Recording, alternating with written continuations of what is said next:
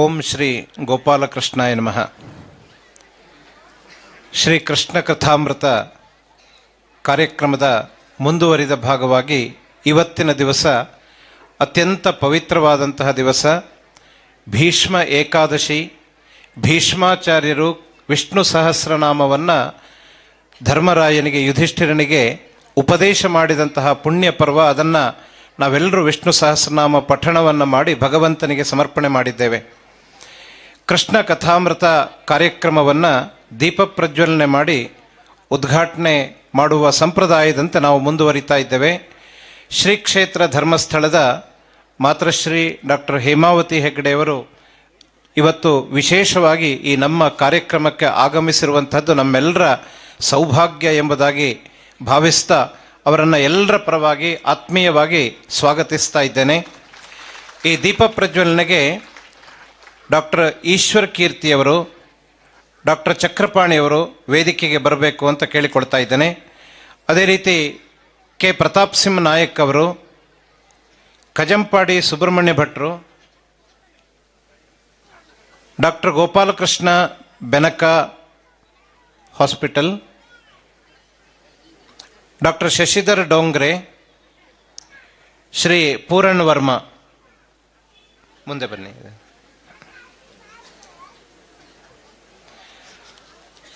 ಹಾಗೂ ಶ್ರೀ ಗೋಪಾಲಕೃಷ್ಣ ಸೇವಾ ಟ್ರಸ್ಟ್ನ ಎಲ್ಲ ಮೆಂಬರ್ಸು, ದಶಮಾನೋತ್ಸವ ಸಮಿತಿಯ ಮತ್ತು ಜಾತ್ರಾ ಸಮಿತಿಯ ಸದಸ್ಯರು ವೇದಿಕೆಗೆ ಬರಬೇಕು ಅಂತ ಕೇಳಿಕೊಳ್ತಾ ಇದ್ದೇನೆ.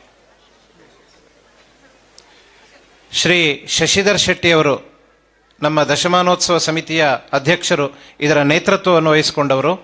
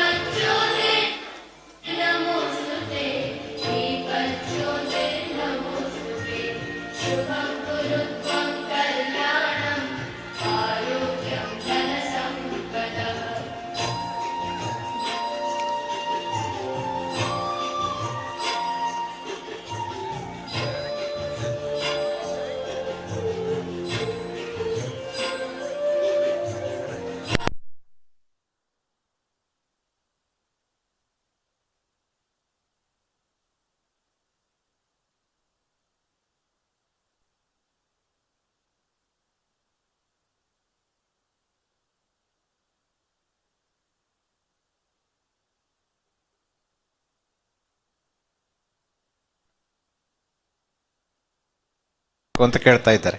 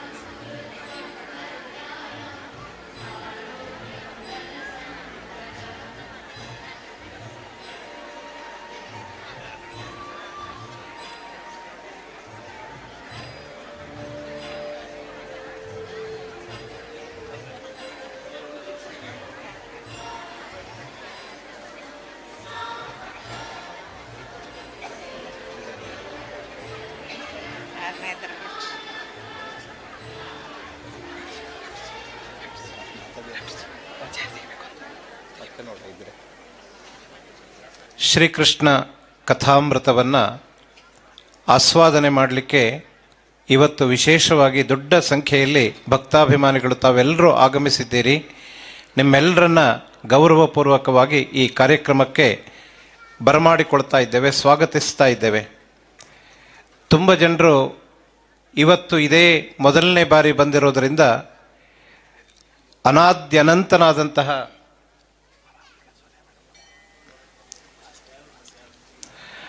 ಅನಾದ್ಯನಂತನಾದಂತಹ ಭಗವಂತನ ಕಥೆ, ಅದಕ್ಕೆ ಆರಂಭವೂ ಇಲ್ಲ ಅಂತ್ಯವೂ ಇಲ್ಲ. ನಾವೊಂದು ಆರಂಭ ಅಂತ ಮಾಡಿ ಆ ಕಥೆಯನ್ನು ಮುಂದುವರಿಸಿಕೊಂಡು ಹೋಗ್ತಾ ಇದ್ದೇವೆ. ನಿನ್ನೆಯ ದಿವಸ ಶ್ರೀಕೃಷ್ಣನ ಕಥೆಯನ್ನು ವಿಶೇಷವಾಗಿ ಭಾಗವತದಲ್ಲಿ, ಮಹಾಭಾರತದಲ್ಲಿ, ವಿಷ್ಣು ಪುರಾಣಗಳಲ್ಲಿ ಬರುವಂತಹ ಅಂಶಗಳನ್ನು ಆಧಾರವಾಗಿಟ್ಕೊಂಡು ನಿನ್ನೆಯ ದಿವಸ ಕುರುಕ್ಷೇತ್ರದ 18 ದಿನದ ಯುದ್ಧಗಳಲ್ಲಿ ಕೃಷ್ಣನ ಪಾತ್ರ, ಕೃಷ್ಣ ಯಾವ ರೀತಿ ನಿರ್ದೇಶನ ಮಾಡಿದ್ದಾನೆ ಎಂಬುದನ್ನು ದುರ್ಯೋಧನನ ವಧೆಯ ಪ್ರಸಂಗದವರೆಗೆ ನಿನ್ನೆ ವೀಣಕ್ಕ ಅವರು ಅದರ ನಿರೂಪಣೆಯನ್ನು ಮಾಡಿದ್ದಾರೆ, ಮನೋಜ್ಞವಾಗಿ ನಿರೂಪಣೆಯನ್ನು ಮಾಡಿದ್ದಾರೆ. ಇಷ್ಟು ಹೇಳಿದರೆ ಪ್ರಾಯ ನಮಗೆಲ್ಲ ಮುಂದಿನ ಕಥಾಭಾಗ ಏನು ಎನ್ನುವುದನ್ನು ಊಹಿಸಲಿಕ್ಕೆ ಅರ್ಥ ಆಗ್ತದೆ ಎನ್ನುವ ದೃಷ್ಟಿಯಿಂದ ಈ ಕಥೆಯ ಪೀಠಿಕೆಯಾಗಿ ಇಷ್ಟು ಮಾತ್ರ ಹೇಳಿ, ಶ್ರೀಮತಿ ಸೋನಿಯಾ ಯಶೋವರ್ಮ ಅವರು ಡಾಕ್ಟರ್ ವೀಣಾ ಬನ್ನಂಜೆ ಅವರಿಗೆ ಹಾರಾರ್ಪಣೆಯನ್ನು ಮಾಡಿ ಅವರನ್ನು ಗೌರವಿಸಬೇಕು ಅಂತ ಕೇಳಿಕೊಳ್ತಾ ಇದ್ದೇನೆ.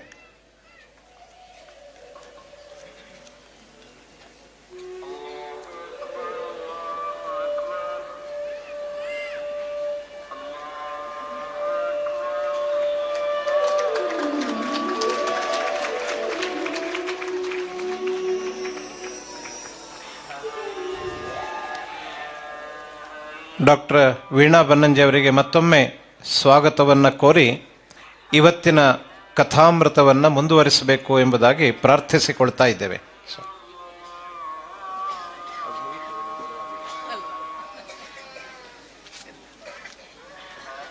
ದಿವಸ ಮಧ್ಯದಲ್ಲಿ ಬರ್ತಾ ಇತ್ತು, ಇವತ್ತು ಮುಗಿದ ಕೂಡಲೇ ಆರಂಭಕ್ಕೆ ಒಳ್ಳೆಯದು.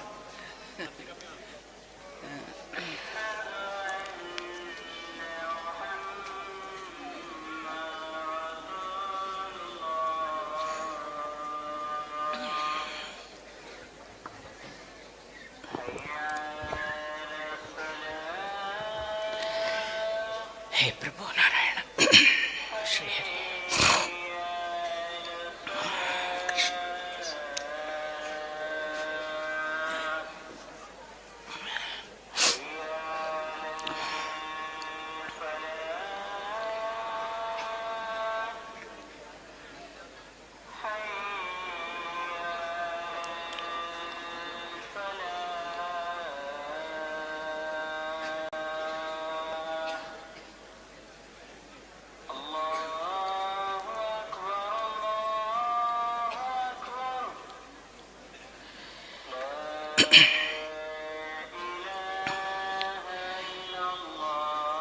ನಾರಾಯಣ ನಿನ್ನ ನಾಮದ ಸ್ಮರಣೆಯ ಸಾರಾಮೃತ ಎನ್ನ ಬಾಯಿಗೆ ಬರಲಿ. ಬಾರಂಗ ಕನಸಿನೊಳಗಲಿ ನನಸಿನೊಳಗಲಿ ಮನಸ್ಸು ಕೆಟ್ಟಿರಲಿ ಮುನಿದಿರಲಿ.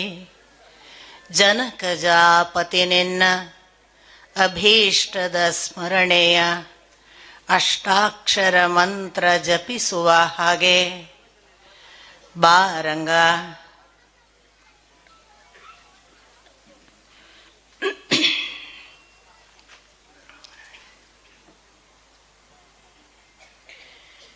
ನಾರಾಯಣಂ ನಮಸ್ಕೃತ್ಯ ನರಂಚೈವ ನರೋತ್ತಮಂ ದೇವೀಂ ಸರಸ್ವತೀಂ ವ್ಯಾಸಂ ತತೋ ಜಯಮುದೀರಯೇತ್.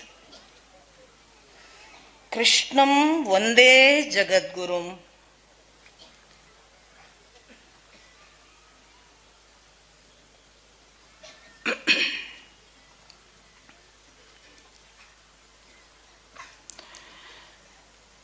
ಪರಮ ಪೂಜ್ಯನಾದ ಶ್ರೀ ಕೃಷ್ಣನನ್ನು ಭಕ್ತಿಪೂರ್ವಕವಾಗಿ ನಮಸ್ಕರಿಸಿ ಅವನ ಪದತಲಗಳಲ್ಲಿ ಈ ಶಿರವನ್ನಿಟ್ಟು ಅವನ ಆಶೀರ್ವಾದ ಬೇಡ್ತಾ ಮಹರ್ಷಿಗಳಾದ ವೇದವ್ಯಾಸರನ್ನು ಶ್ರದ್ಧಾಪೂರ್ವಕವಾಗಿ ಪ್ರಾರ್ಥಿಸಿಕೊಂಡು ಅವರ ಅನುಗ್ರಹ ನಿರಂತರ ಇರಲಿ ಎನ್ನುವ ಅರಿಕೆಯನ್ನು ಅವರ ಪಾದಗಳಲ್ಲೂ ಸಮರ್ಪಿಸಿ ನೆರೆದಿರುವ ಎಲ್ಲ ಭಕ್ತರ ಹಿರಿಕಿರಿಯ ಪದತಲಕ್ಕೆ ಹಣೆ ಹಚ್ಚಿ ನಮಸ್ಕಾರ.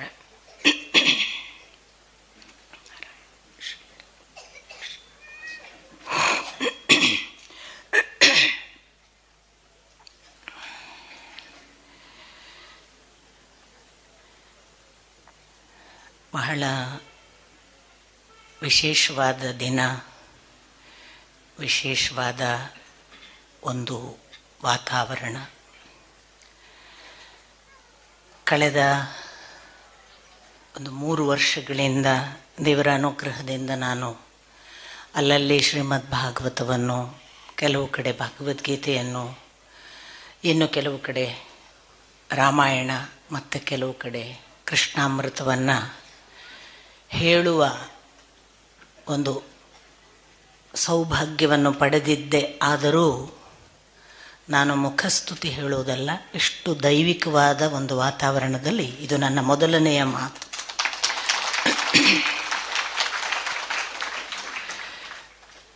ಒಬ್ಬ ವ್ಯಕ್ತಿ ಇಡೀ ಹಳ್ಳಿಯವರನ್ನು, ಪ್ರತಿ ಮನುಷ್ಯನ ಹೃದಯ ಸಂವೇದನೆಯನ್ನು, ಅವನ ಒಳಗಿನ ಜೀವಮೂಲಕ್ಕೆ ಸಂಬಂಧಪಟ್ಟ ಭಗವದ್ಭಕ್ತಿಯನ್ನು ಹೀಗೆ ಎಚ್ಚರಿಸಬಹುದು ಅನ್ನುವುದೇ ಒಂದು ಒಳ್ಳೆಯ ಮಾದರಿ. ಅದು ನಾವೂರಿಗೆ ಸಲ್ಲುವಂತಹ ಮಾದರಿ.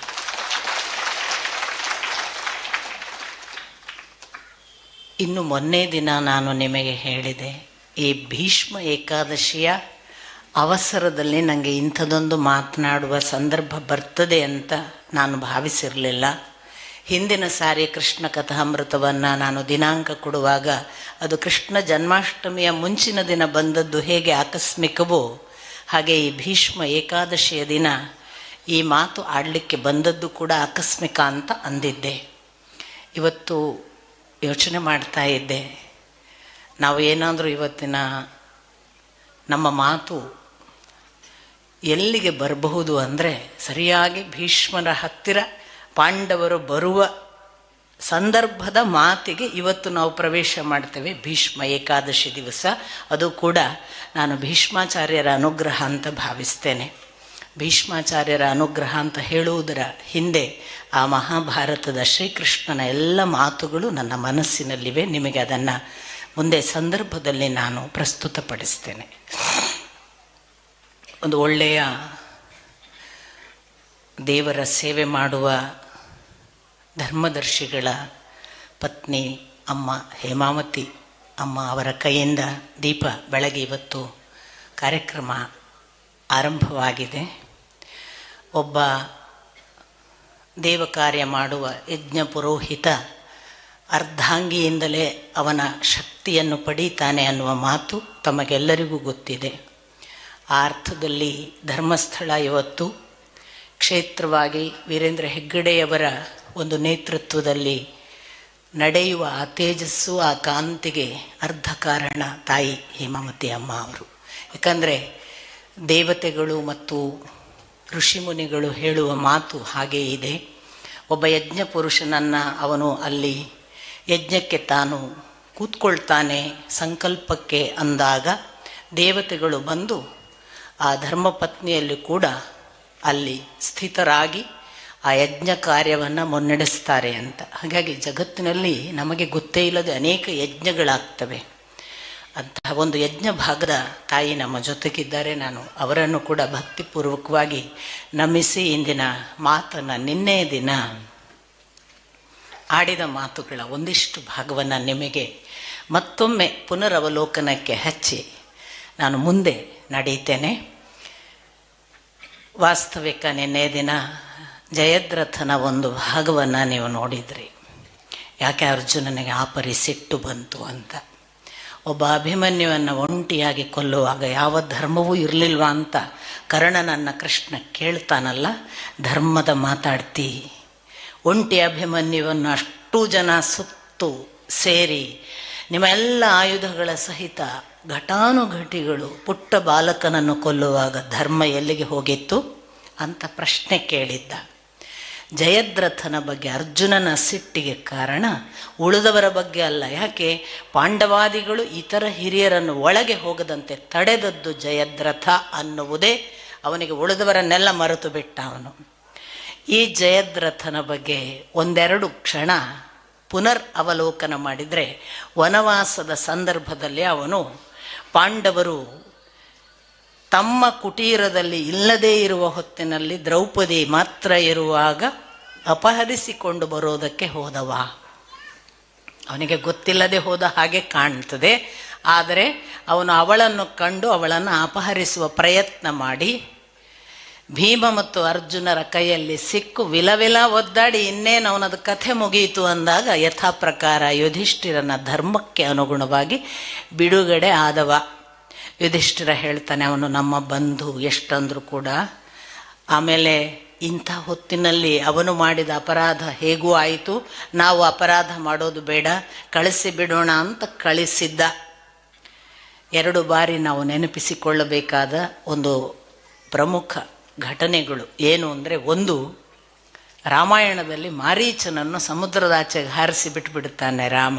ವಿಶ್ವಾಮಿತ್ರರು ಮೊದಲು ಸೂಚನೆ ಕೊಟ್ಟಿರ್ತಾರೆ, ತಪ್ಪಿ ಕೂಡ ಸಿಕ್ಕ ಶತ್ರುಗಳನ್ನು ಸಿಕ್ಕಾಗ ಮುಗಿಸಿಬಿಡು, ಉಳಿಸಬಾರದು ಅಂತ.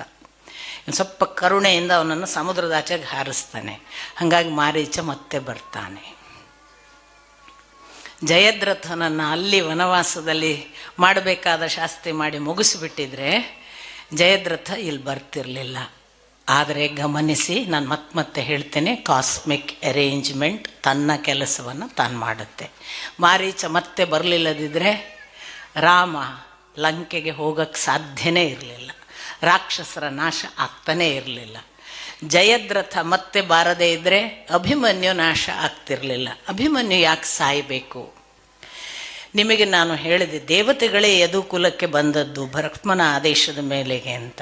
ಹಾಗೆ ದೇವತೆಗಳು ಬಂದಾಗ ಒಬ್ಬೊಬ್ಬರು ತಮ್ಮ ಅಂಶವಾಗಿ ಇವರು ಹೋಗಲಿ ಅಂತ ಕಳಿಸಿರ್ತಾರೆ. ಇನ್ಫ್ಯಾಕ್ಟ್ ಆಗ ಚಂದ್ರ ತನ್ನ ಮಗನನ್ನು ವರ್ಚಸ್ಸಂತ ಅನ್ನುವ ಮಗನನ್ನು ಕಳುಹಿಸಿದ ಅಂತ ಒಂದು ಭಾಗ. ಕಳಿಸುವಾಗ ಅವನ ಕರಾರು ಏನು ಅಂದರೆ, ಅವನು 16 ವರ್ಷ ಮಾತ್ರ ಯದುವಂಶದಲ್ಲಿ ತನ್ನ ಕೆಲಸ ಮಾಡಬೇಕು, 16ನೇ ವರ್ಷಕ್ಕೆ ಅವನು ನನ್ನ ಬಳಿಗೆ ಮರಳಿ ಬರಬೇಕು ಅಂತ ಚಂದ್ರ ಕರಾರು. ಹಾಗಾಗಿ ಚಂದ್ರನ ಆದೇಶದ ಮೇರೆಗೆ ಅಭಿಮನ್ಯುವಿನ ಆಯಸ್ಸು ಅಷ್ಟೇ, ಅವನಿಗೊಂದು ಮುಕ್ತಾಯ ಕೊಡಲೇಬೇಕು. ಹಾಗಂತ ಬಂದವನು ಚಂದ್ರನ ಕಡೆಯಿಂದ ಬಂದವನು, ಅವನು ತನ್ನ ಆ ಒಂದು ಪ್ರತಿಭೆ, ಕಾಂತಿ, ಜ್ಞಾನ ಅಥವಾ ಯಾವ ಯೋಧತ್ವ ಅದನ್ನೆಲ್ಲ ಪ್ರಕಟಿಸಿ ಕಾಲಕ್ಕೆ ಚಂದ್ರನ ಹಾಗೆ ಶಾಶ್ವತ ಉಳಿಯುವಂಥ ಕೆಲಸ ಮಾಡಿ ಸಾಯಬೇಕು. ಅದಕ್ಕಾಗಿ ಅಭಿಮನ್ಯುವಿನ ವ್ಯವಸ್ಥೆ. ಒಂದು ಕ್ಷಣ ಭಾರತದ ಪರಂಪರೆ ನೆನಪಾಗಲ್ವಾ? ಭಗತ್ ಸಿಂಗ್ ಸತ್ತ, ಗಾಂಧಿ ಕಾರಣ ಅಂತ ಬೈಯುವವರೆಲ್ಲ ಒಮ್ಮೆ ಕಾಸ್ಮಿಕ್ ಅರೇಂಜ್ಮೆಂಟ್ ದಯವಿಟ್ಟು ಗಮನಿಸಿ. ಗಾಂಧೀಜಿ ಇರ್ವಿನ್ನಿಗೆ ಪತ್ರ ಬರೀತಾರೆ ಅವನನ್ನು ಬಿಡುಗಡೆ ಮಾಡಿ ಅಂತ. ಇವುಗಳನ್ನೆಲ್ಲ ಹೇಳಲಾಗುವುದಿಲ್ಲ. ಆಗ ಇರ್ವಿನ್ ಬರೆದುಕೊಂಡ ಒಂದು ಮಾತು ಇದೆ, ನಾನು ಇಕ್ಕಟ್ಟಿನಲ್ಲಿದ್ದೇನೆ, ಗಾಂಧೀಜಿಯಂಥವರ ಮಾತನ್ನು ಕೂಡ ನಾನೀಗ ಪಾಲಿಸಲಾಗದ ಹಾಗೆ ನನಗೆ ಮೇಲಿನಿಂದ ಒತ್ತಡವಿದೆ. ಗಾಂಧೀಜಿ ಭಗತ್ ಸಿಂಗ್ ಮರಣಕ್ಕೆ ಕಾರಣರಾದರೆ ಗಾಂಧೀಜಿಯನ್ನು ಇವತ್ತು ಎಷ್ಟು ದೂಷಿಸ್ತಿದ್ದೇವಲ್ಲ, ಹಾಗೇನೆ ನಾವು ಯುಧಿಷ್ಠಿರನನ್ನು ದೂಷಿಸಬೇಡವಾ? ಅಭಿಮನ್ಯುವನ್ನು ಒಳಗೆ ಬಿಟ್ಟವನು ಯುಧಿಷ್ಠಿರ ಅಂತ ಯುಧಿಷ್ಠಿರನನ್ನು ಬೈಬೇಕಾ ಬೇಡವಾ? ಯುದ್ಧವೇ ಮಾಡದೆ ಯಾವ ನಿಜವಾದ ಮಹಾ ಘಟಾನುಘಟಿಗಳು ಮಹಾರಥರಿದ್ದಾರೆ ಅವರನ್ನೆಲ್ಲ ಸೋರಿಸಿರೋದು ಭೀಮಾರ್ಜುನರು, ಯುಧಿಷ್ಠಿರ ಅಲ್ಲ. ಆದರೂ ಅವನು ನಾಯಕ. ಏನೂ ಮಾಡದ ಗಾಂಧೀಜಿ ನಾಯಕ, ಸುಭಾಷ್ ಚಂದ್ರ ಬೋಸ್ ನಾಯಕರಾಗಲಿಲ್ಲ, ಸಾವರ್ಕರ್ ನಾಯಕರಾಗಲಿಲ್ಲ, ಅವರನ್ನು ಮೂಲೆ ಗುಂಪು ಮಾಡಲಾಯಿತು ಅಂತ ಹೇಳುವವರೆಲ್ಲ ಒಂದು ಕ್ಷಣ ಮೇಲಿನವನ ಲೆಕ್ಕಾಚಾರ. ಒಮ್ಮೆ ನಾವು ನಾನು ಯಾವತ್ತೂ ಒಂದು ಸಂಗತಿಯನ್ನು ನನಗೆ ನಾನೇ ಹೇಳ್ಕೊಳ್ಳೋದು, ಈ ಜಗತ್ತಿನಲ್ಲಿ ಒಬ್ಬ ವ್ಯಕ್ತಿಯಿಂದ ಏನೂ ಆಗಕ್ಕೆ ಸಾಧ್ಯ ಇಲ್ಲ. ಅವನಿಗೊಂದು ಮೇಲಿನವನು ಹೀಗೆ. ಒಬ್ಬ ಗಾಂಧಿ ಅಂತ ಸಣಕಲು ಮನುಷ್ಯ ಸುಭಾಷ್ ಚಂದ್ರ ಬೋಸನ್ನು ಮೂಲೆ ಗುಂಪು ಮಾಡೋದಾಗಲಿ ಅಥವಾ ಒಬ್ಬ ಭಗತ್ ಸಿಂಗ್ ಸಾಯಕ್ಕೆ ಕಾರಣ ಆಗ್ತಾನೆ ಅಂತ ಹೇಳೋದಾಗಲಿ ನಮ್ಮ ಮೂರ್ಖತನ. ಗಾಂಧಿ ಮಾಡ್ಯಾನೇನು ಒಬ್ಬ ಮನುಷ್ಯ, ಅವನದೊಂದು ಏನೋ ಅವನ ನೆಪ. ನಿಮಿತ್ತ ಮಾತ್ರ ಭವ ಸವ್ಯ ಸಾಚಿನ್. ಇದನ್ನು ಥ್ರೂಔಟ್ ನೀವು ಗಮನಿಸಿದ್ದೀರಿ. ಜಗತ್ತಿನಲ್ಲಿ ನಾವೆಲ್ಲ ನಮ್ಮ ನಮ್ಮ ರೋಲ್ ಪ್ಲೇ ಮಾಡುವ ನಿಮಿತ್ತ ಮಾತ್ರರು. ಹೀಗೆ ಆಗಬೇಕು ಅಂತ ಅವನ ಇಚ್ಛೆ. ಇಂಥ ಎಲ್ಲ ಸಂಗತಿಗಳಲ್ಲಿ ಅಭಿಮನ್ಯುವಿನ ಸಾವು ವಿಧಿ ಲಿಖಿತ. ಅವನು ಹೋಗಲಿಕ್ಕಿತ್ತು. ಒಂದು ವೇಳೆ ಜಯದ್ರಥನನ್ನು ಅಲ್ಲಿಯೇ ವನ ಪರ್ವದಲ್ಲಿ ಅವನ ಮುಕ್ತಾಯ ಆಗಿದ್ದರೆ, ಮುಂದೆ ಜಯದ್ರಥ ಇಲ್ಲದೇ ಇದ್ದಾಗ ಅಭಿಮನ್ಯುವಿನ ಆ ಅವನತಿಗೆ ಅಥವಾ ಅವನು ಅವಸಾನ ಆಗುವುದಕ್ಕೆ ಜಯದ್ರಥನ ರೋಲ್ ಪ್ಲೇಯನ್ನು ಮಾಡುವವರು ಯಾರು? ಹಾಗಾಗಿ ಅವನನ್ನು ಉಳಿಸಿದ್ದಾನೆ ಭಗವಂತ. ಎಲ್ಲವೂ ಕೂಡ ಭಗವಂತನ ಲೆಕ್ಕಾಚಾರ ಅನ್ನುವ ದೃಷ್ಟಿಯಿಂದ ಅದೊಂದು ಭಾಗ. ಇನ್ನು ಅಶ್ವತ್ಥಾಮ ನಿಮಗೆ ನಾನು ಹೇಳಿದೆ, ಎಂಥ ಒಳ್ಳೆಯ ಒಬ್ಬ ಬ್ರಹ್ಮಜ್ಞಾನಿಯ ಮಗ ಹೇಗಾಗಿ ಬಿಟ್ಟ. ಎಂಥ ಅಂದರೆ ಒಬ್ಬ ಬ್ರಹ್ಮಜ್ಞಾನಿಯ ಮಗ ಇಷ್ಟು ಕನಿಷ್ಠ ಆಗುವುದಾ ಅನ್ನುವ ಹಾಗೆ ಅವನು ಒಂದು ಕಡೆ ನಾರಾಯಣಾಸ್ತ್ರ ಪ್ರಯೋಗ, ಒಂದು ಕಡೆ ಆಗ್ನೇಯಾಸ್ತ್ರ ಪ್ರಯೋಗ, ಅಲ್ಲೆಲ್ಲ ಅವನು ವಿಹ್ವಲನಾಗುವ ಹಾಗೆ ಅವನಿಗೆ ದೋಷಪೂರಿತ ಪರಿಣಾಮಗಳು. ಅದನ್ನು ಅವನು ವೇದವ್ಯಾಸರಿಂದ ಕೇಳಿದಾಗ ವೇದವ್ಯಾಸರು ಸ್ಪಷ್ಟಪಡಿಸಿದ ಮಾತು, ಅವರು ನರನಾರಾಯಣರು. ನಾರಾಯಣನ ಭಕ್ತಿಯ ಫಲವಾಗಿ ಶಿವ ಅವರಿಗೆ ಅನುಗ್ರಹ ಮಾಡಿದ್ದಾನೆ. ಶಿವನಿರುವವರೆಗೆ, ಶಿವನ ಶಕ್ತಿ ಅವರ ಜೊತೆಗಿರುವವರೆಗೆ ನೀವು ಅವರನ್ನು ಗೆಲ್ಲೋದಕ್ಕೆ ಸಾಧ್ಯ ಇಲ್ಲಪ್ಪ. ಇದೆಲ್ಲವನ್ನು ನೀವು ಗಮನಿಸಿದ್ದೀರಿ. ಇಷ್ಟಾದ ಬಳಿಕ ನಾನು ನಿನ್ನೆ ದಿನ ಮುಕ್ತಾಯದ ಹಂತಕ್ಕೆ ಬಂದಾಗ ಹೇಳಿದ್ದೆ, ದುರ್ಯೋಧನ ಇಷ್ಟು ಹೊತ್ತಿಗೆ ದ್ವೈಪಾಯನ ಸರೋವರದಲ್ಲಿ ಅಡಗಿ ಕೂತಿದ್ದಾನೆ. ಕೃಪಾ, ಅಶ್ವತ್ಥಾಮ, ಕೃತವರ್ಮರು ಕರೀತಾರೆ, ಒಂದು ದಿನ ರೆಸ್ಟ್ ಬೇಕು ಅಂದಿದ್ದ. ನಾನು ಸ್ವಲ್ಪ ಕೃತವರ್ಮ, ಕೃಪಾ, ಅಶ್ವತ್ಥಾಮರ ಪಾರ್ಟಿ ಬಿಟ್ಟು ಅವ್ರ ಜೊತೆಗಿದ್ದ ಹಾಗೆ ಒಂದು ದಿನ ರೆಸ್ಟ್ ಕೊಟ್ಟು ಇವತ್ತು ಕರೆದಿದ್ದೀನಿ. ಯುಧಿಷ್ಠಿರಾದಿಗಳು ಬಿಡಲಿಲ್ಲ.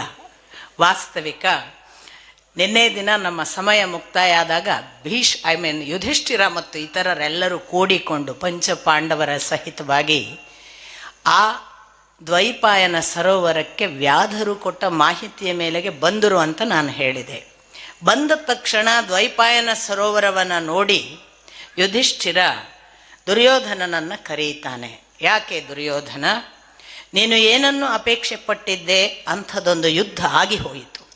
ನಿನಗೆ ಪಾಲು ಕೊಟ್ಟು ರಾಜ್ಯದಲ್ಲಿ ಅರ್ಧ ನಮಗೆ ಕೊಟ್ಟು ನಮ್ಮನ್ನು ಮತ್ತು ನಿನ್ನನ್ನು ಜೊತೆಗೂಡಿ ಬದುಕಿಸಿಕೊಳ್ಳುವ ಅಪೇಕ್ಷೆ ಇದ್ದಿರಲಿಲ್ಲ.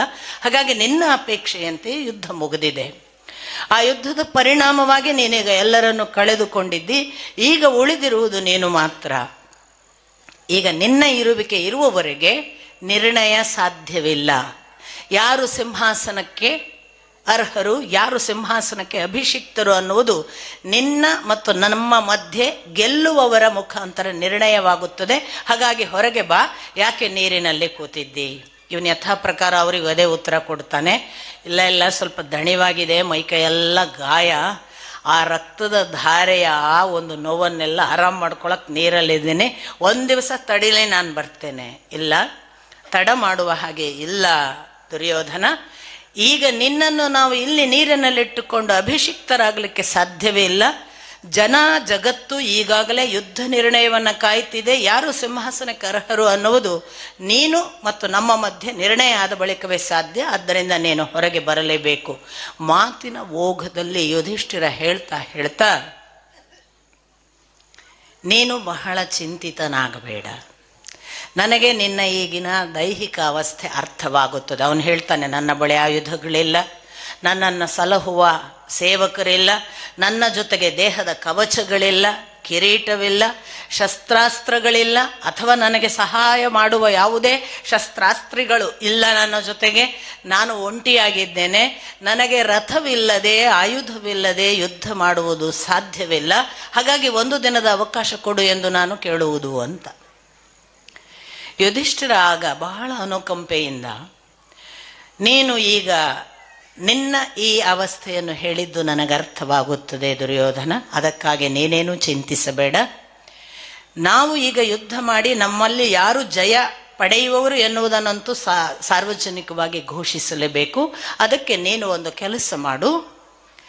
ನೀನು ನೀರಿನಿಂದ ಎದ್ದು ಬಾ. ಎದ್ದು ಬಂದವನು, ನೀನು ಯಾರ ಜೊತೆಗೆ ನಮ್ಮಲ್ಲಿ ಯುದ್ಧ ಮಾಡುತ್ತೀಯೋ ಮಾಡು. ಪಂಚ ಪಾಂಡವರ ಜೊತೆಗೆ ನೀನು ಯಾರನ್ನು ಬೇಕಾದರೆ ಆಯ್ಕೆ ಮಾಡು. ನೀನು ಸೇನೆಯ ಜೊತೆಗೆ ಯುದ್ಧ ಮಾಡುವುದು ಬೇಡ. ನೀನು ಒಂಟಿ ಇದ್ದೀಯಲ್ವಾ, ನಮ್ಮಲ್ಲಿ ನಾವು ಪಂಚ ಪಾಂಡವರಲ್ಲಿ ನನ್ನನ್ನಾದರೂ, ಭೀಮನನ್ನಾದರೂ, ಅರ್ಜುನನನ್ನಾದರೂ, ನಕುಲ ಸಹದೇವರನ್ನಾದರೂ ಆರಿಸಿಕೋ. ಯಾವ ಯುದ್ಧ ಬೇಕೋ ಅದನ್ನು, ಯಾವ ಅಸ್ತ್ರದ ಜೊತೆಗೆ ಶಸ್ತ್ರದ ಜೊತೆಗೆ ಯುದ್ಧ ಮಾಡಬೇಕು ಎಂದು ಯೋಚನೆ ಮಾಡಿದ್ಯೋ ಅದರ ಜೊತೆಗೆ ಯುದ್ಧ ಮಾಡೋಣ ಬಾ ಅಂತ ಕರೀತಾನೆ.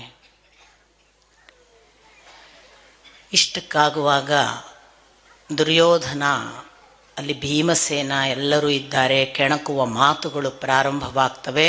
ದುರ್ಯೋಧನನಿಗೆ, ನಿಮಗೆ ಗೊತ್ತು, ನೀರೊಳಗಿರ್ದು ಬೆಮರ್ತನ್ ಉರಗ ಪತಾಕನ್ ಅಂತ ವಿವರಣೆ ಕನ್ನಡ ಸಾಹಿತ್ಯ ಪರಂಪರೆಯಲ್ಲಿ. ಏನು ಅವನಿಗೆ ಸಿಟ್ಟು ಬಂತು ಅಂದರೆ, ಆ ನೀರಿನಲ್ಲಿದ್ದು ಬೆವರಿದನಂತೆ ಸಿಟ್ಟಿನಲ್ಲಿ. ಇದು ಇವರು ನನ್ನನ್ನು ಅವಮಾನ ಮಾಡೋದ ಅಂತ. ಬಿದ್ರು ಮೀಸೆ ಮಣ್ಣಾಗಲಿಲ್ಲ ಅಂತ ಒಂದು ಗಾದೆ ಇದೆಯಲ್ಲ, ಅದಕ್ಕೆ ಬೆಸ್ಟ್ ಉದಾಹರಣೆ ದುರ್ಯೋಧನ. ಅವನು ಹಾಗೇನಿಲ್ಲ, ಯುದ್ಧ ಮಾಡಬಹುದು ಅಂತ ತೀರ್ಮಾನ ಮಾಡಿ, ನಾನು ನನ್ನ ಒಂದು ಆಯುಧದ ಜೊತೆಗೆ, ನಿಮ್ಮಲ್ಲಿ ಪುಣ್ಯವಶಾತ್ ದುರ್ಯೋಧನ ಮೇಲೆ ಬಂದವನು, ನಿಮ್ಮೊಳಗೆ ಯಾರು ಬರುತ್ತೀರೋ ಅವರ ಜೊತೆಗೆ ಯುದ್ಧ ಮಾಡ್ತೇನೆ ಅಂತ ಉತ್ತರ ಕೊಟ್ಟ.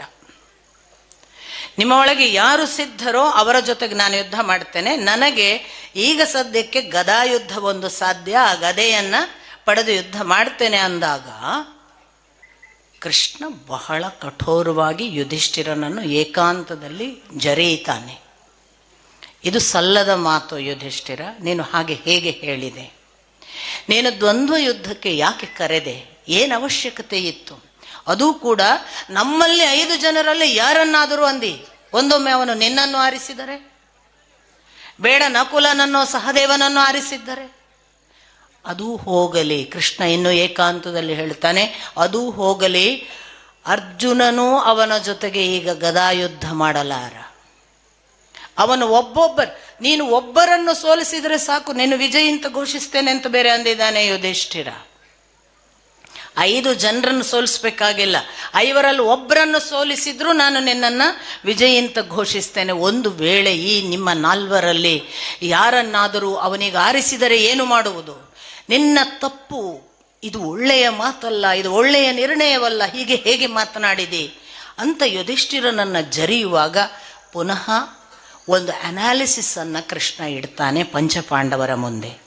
ಏನಾದರೂ ಅವನ ದ್ವಂದ್ವ ಯುದ್ಧದಲ್ಲಿ ಗದಾಯುದ್ಧವನ್ನು ಆಯ್ಕೆ ಮಾಡಿಕೊಂಡರೆ ಅಲ್ಲಿ ಭೀಮಸೇನ ಮಾತ್ರ ಅವನ ಮುಂದೆ ನಿಲ್ಲಬಹುದು, ಬೇರೆ ಯಾರಿಗೂ ಸಾಧ್ಯವಿಲ್ಲ. ಇನ್ನೂ ಮುಂದುವರೆದು ಹೇಳ್ತಾನೆ, ಇನ್ನೂ ನನಗೊಂದು ಭಯವಿದೆ, ಭೀಮಸೇನ ಕೂಡ ಅವನ ಮುಂದೆ ಬಲಿಷ್ಠನಲ್ಲ. ಅವನು ಭೀಮಸೇನನಿಗಿಂತ ಬಲಿಷ್ಠ. ದೈಹಿಕ ಸಾಮರ್ಥ್ಯದಿಂದ ಈಗ ಭೀಮಸೇನ ಬಲಿಷ್ಠನಿರಬಹುದು, ಅವನು ಗಾಯಗೊಂಡಿರಬಹುದು. ಆದರೆ ಅವನು ಮಾಡಿದ ಸತತ ಅಭ್ಯಾಸ ಇದೆಯಲ್ಲ, ಆ ದೃಷ್ಟಿಯಲ್ಲಿ ಭೀಮಸೇನ ಕೂಡ ಅವನ ಮುಂದಲ್ಲ.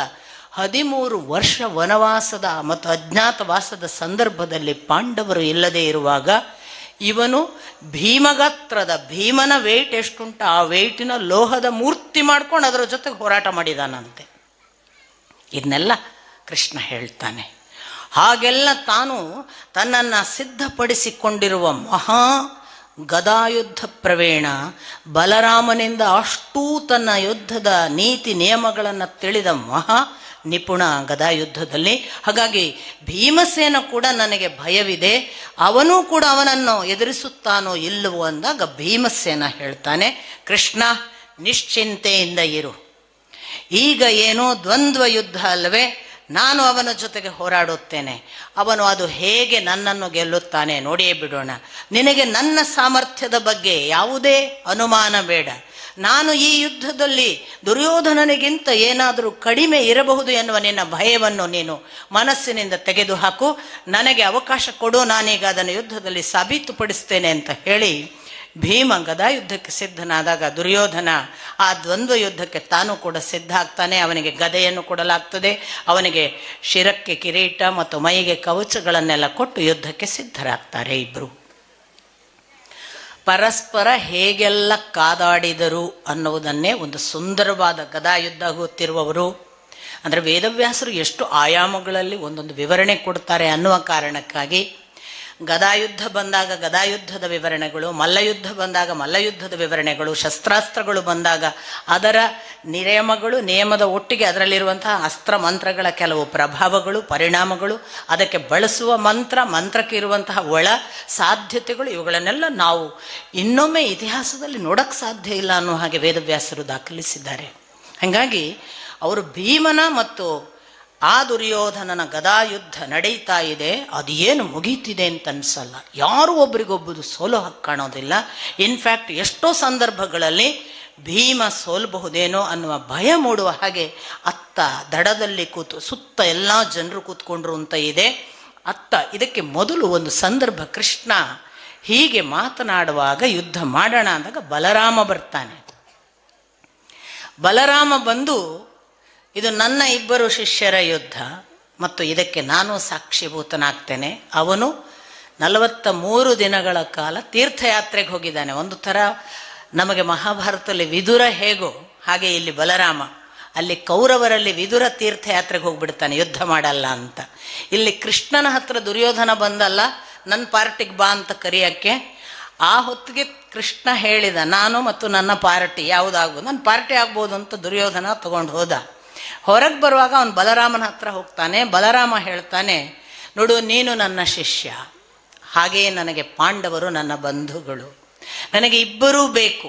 ಹಾಗಾಗಿ ನಾನು ಯುದ್ಧದಲ್ಲಿ ಪಾಲ್ಗೊಳ್ಳುವುದಿಲ್ಲ. ನಾನು ಶಿಷ್ಯನ ಪಕ್ಷವೂ ವಹಿಸಲಾರೆ, ಬಂಧುಗಳ ಪಕ್ಷವನ್ನು ವಹಿಸಲಾರೆ. ನಾನು ಯಾವುದೋ ಒಂದು ಪಕ್ಷ ವಹಿಸಿದರೆ ಇನ್ನೊಂದು ಪಕ್ಷದವರು ನನ್ನವರೇ ಇರೋದರಿಂದ ನಾನು ಯುದ್ಧದಲ್ಲಿ ಪಾಲ್ಗೊಳ್ಳೋದಿಲ್ಲ ಅಂತ ಅವ ತೀರ್ಥಯಾತ್ರೆಗೆ ಹೋಗಿರ್ತಾನೆ. ಅವನು ಸರಿಯಾಗಿ ಅಲ್ಲಿಗೆ ಬರ್ತಾನೆ. ಅವನು ಆ ದ್ವೈಪಾಯನ ಸರೋವರದಲ್ಲಿ ಈ ಯುದ್ಧ ಬೇಡ, ಸೆಮಂತ ಪಂಚಕ ಸರೋವರ ಅದು ಕುರುಕ್ಷೇತ್ರದಲ್ಲಿದೆ. ಯಾರು ಕುರುಕ್ಷೇತ್ರದಲ್ಲಿ ಯುದ್ಧ ಮಾಡಿ ಗೆಲ್ತಾರೆ ಅಥವಾ ಸಾಯ್ತಾರೆ ಅವರಿಗೆ ಮೋಕ್ಷ ಸಿದ್ಧ. ಹಾಗಾಗಿ ಈ ಯುದ್ಧವನ್ನು ಅಲ್ಲಿ ಮಾಡೋಣ ಅಂತ ಅಲ್ಲಿ ಕರ್ಕೊಂಡು ಹೋಗಿ ಸೆಮಂತ ಪಂಚಕ ಸರೋವರದ ಸುತ್ತ ಎಲ್ಲ ಮತ್ತೆ ಕುರುಕ್ಷೇತ್ರದಲ್ಲಿದ್ದಂತಹ ಬೇರೆ ಬೇರೆ ಜನ ಪ್ರೇಕ್ಷಕರ ಹಾಗೆ ಕೂತ್ಕೊಂಡು ಸಭಾಂಗಣದಲ್ಲಿ ಒಂದು ಕ್ರಿಯೆ ನಡೆದಾಗ ಕೂತು ನೋಡುತ್ತಾರೆ. ಯುದ್ಧ ಆರಂಭ ಅಲ್ಲಿ ಆಗಿರುತ್ತೆ.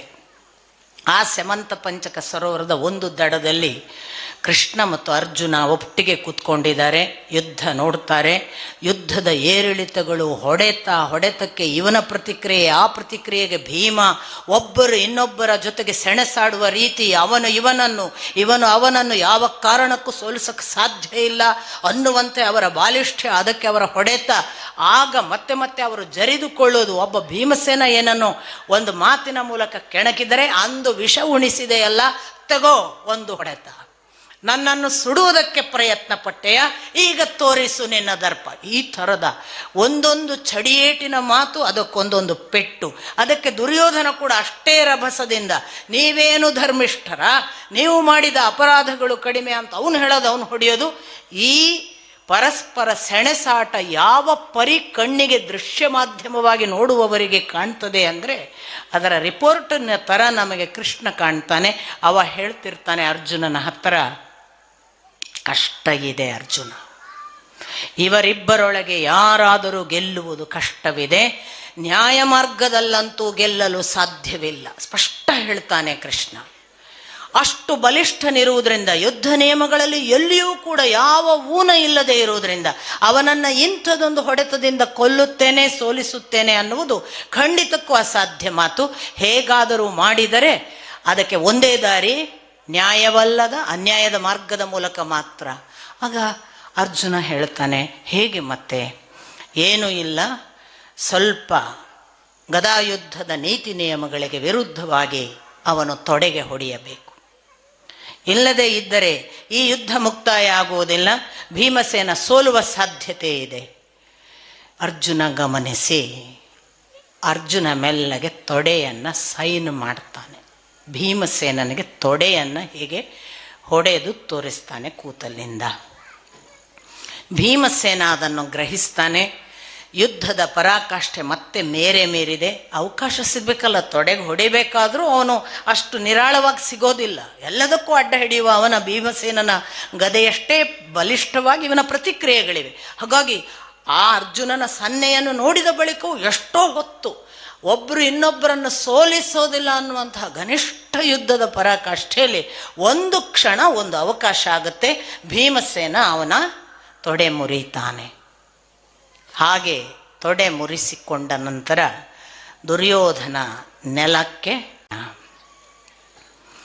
ಅಂದು ಮಾಡಿದ ಅಪರಾಧಗಳಿಗೆ ಸರಿಯಾದ ಶಿಕ್ಷೆಯಾಯಿತು. ಒಂದು ದಿನ ಸಿಂಹಾಸನದಲ್ಲಿ ಕೂತವನು ಹೀಗೊಂದು ಧರಾಶಾಯಿ ಆಗಬೇಕು. ತಲೆಮೆಟ್ಟುವುದು ಧರ್ಮವಲ್ಲ, ಒಂದನೆಯದ್ದು. ಎರಡನೆಯದ್ದು, ಅವನು ನನ್ನ ಶಿಷ್ಯ, ಅವನನ್ನು ನನ್ನ ಉಪಸ್ಥಿತಿಯಲ್ಲಿ ನೀನು ತಲೆಮೆಟ್ಟಿದೆ ಎಂದರೆ ಅದು ಶಿಷ್ಯನ ತಲೆಮೆಟ್ಟಿದ ಮುಂದಿನ ಭಾಗವಾದ ನಾನು ಉತ್ತರ ರೂಪ ಗುರು ನನ್ನ ತಲೆ ಮೆಟ್ಟಿದ ಹಾಗೆ. ಇಂಥದೊಂದು ತಪ್ಪನ್ನ, ಅಧರ್ಮವನ್ನು ನೀನು ಮಾಡಿದ್ದಿ. ನಿನ್ನನ್ನು ಈಗ ನಾನು ಯಾವ ದೃಷ್ಟಿಯಿಂದ ಏನು ಶಿಕ್ಷೆ ಕೊಡಬೇಕು ಆ ಶಿಕ್ಷೆಯನ್ನು ನೀಡಿಯೇ ಸಿದ್ಧ ಅಂತ ತನ್ನ ಹಲಾಯುಧವನ್ನು ಎತ್ತುತ್ತಾನೆ. ಎಲ್ಲ ನೋಡಿದವ ಕೃಷ್ಣ ತಕ್ಷಣ ಹೋಗಿ ಕೃಷ್ಣ ಬಲರಾಮನನ್ನು ಆಲ್ಮೋಸ್ಟ್ ಅಪ್ಪಿ ಹಿಡ್ಕೊಂಡು ಕರ್ಕೊಂಡು ಹೋದ ಅಂದ ಹಾಗೆ ಬಾಚಿ ಈಚೆಗೆ ಕರ್ಕೊಂಡು, ಅಣ್ಣ ಅಣ್ಣ ತಲೆ ಬಿಸಿ ಮಾಡಬೇಡ, ಕೋಪ ಮಾಡಬೇಡ, ನಂಗೆ ನಿನ್ನ ಮಾತು ಅರ್ಥ ಆಗುತ್ತೆ. ಆದರೆ ಮತ್ತೆ ಪುನಃ ಹೇಳ್ತಾನೆ, ನೀನು ನನ್ನನ್ನು ತಡೆಯಬೇಡ ಕೃಷ್ಣ.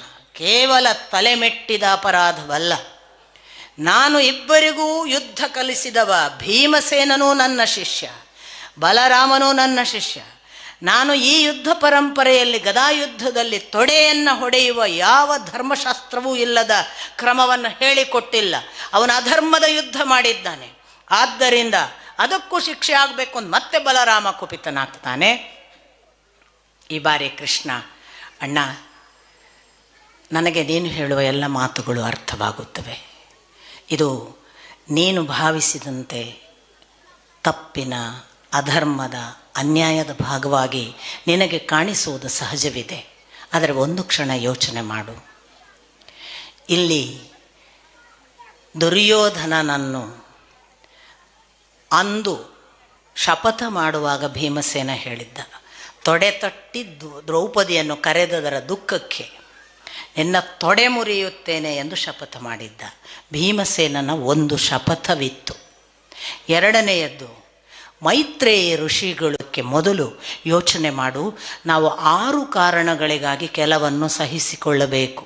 ಕೃಷ್ಣನ ಮಾತು ನೋಡಿಗಳಿಗಾಗಿ ಕೆಲವನ್ನು ಸಹಿಸಿಕೊಳ್ಳಬೇಕು. ಕೃಷ್ಣನ ಮಾತು ನೋಡಿ.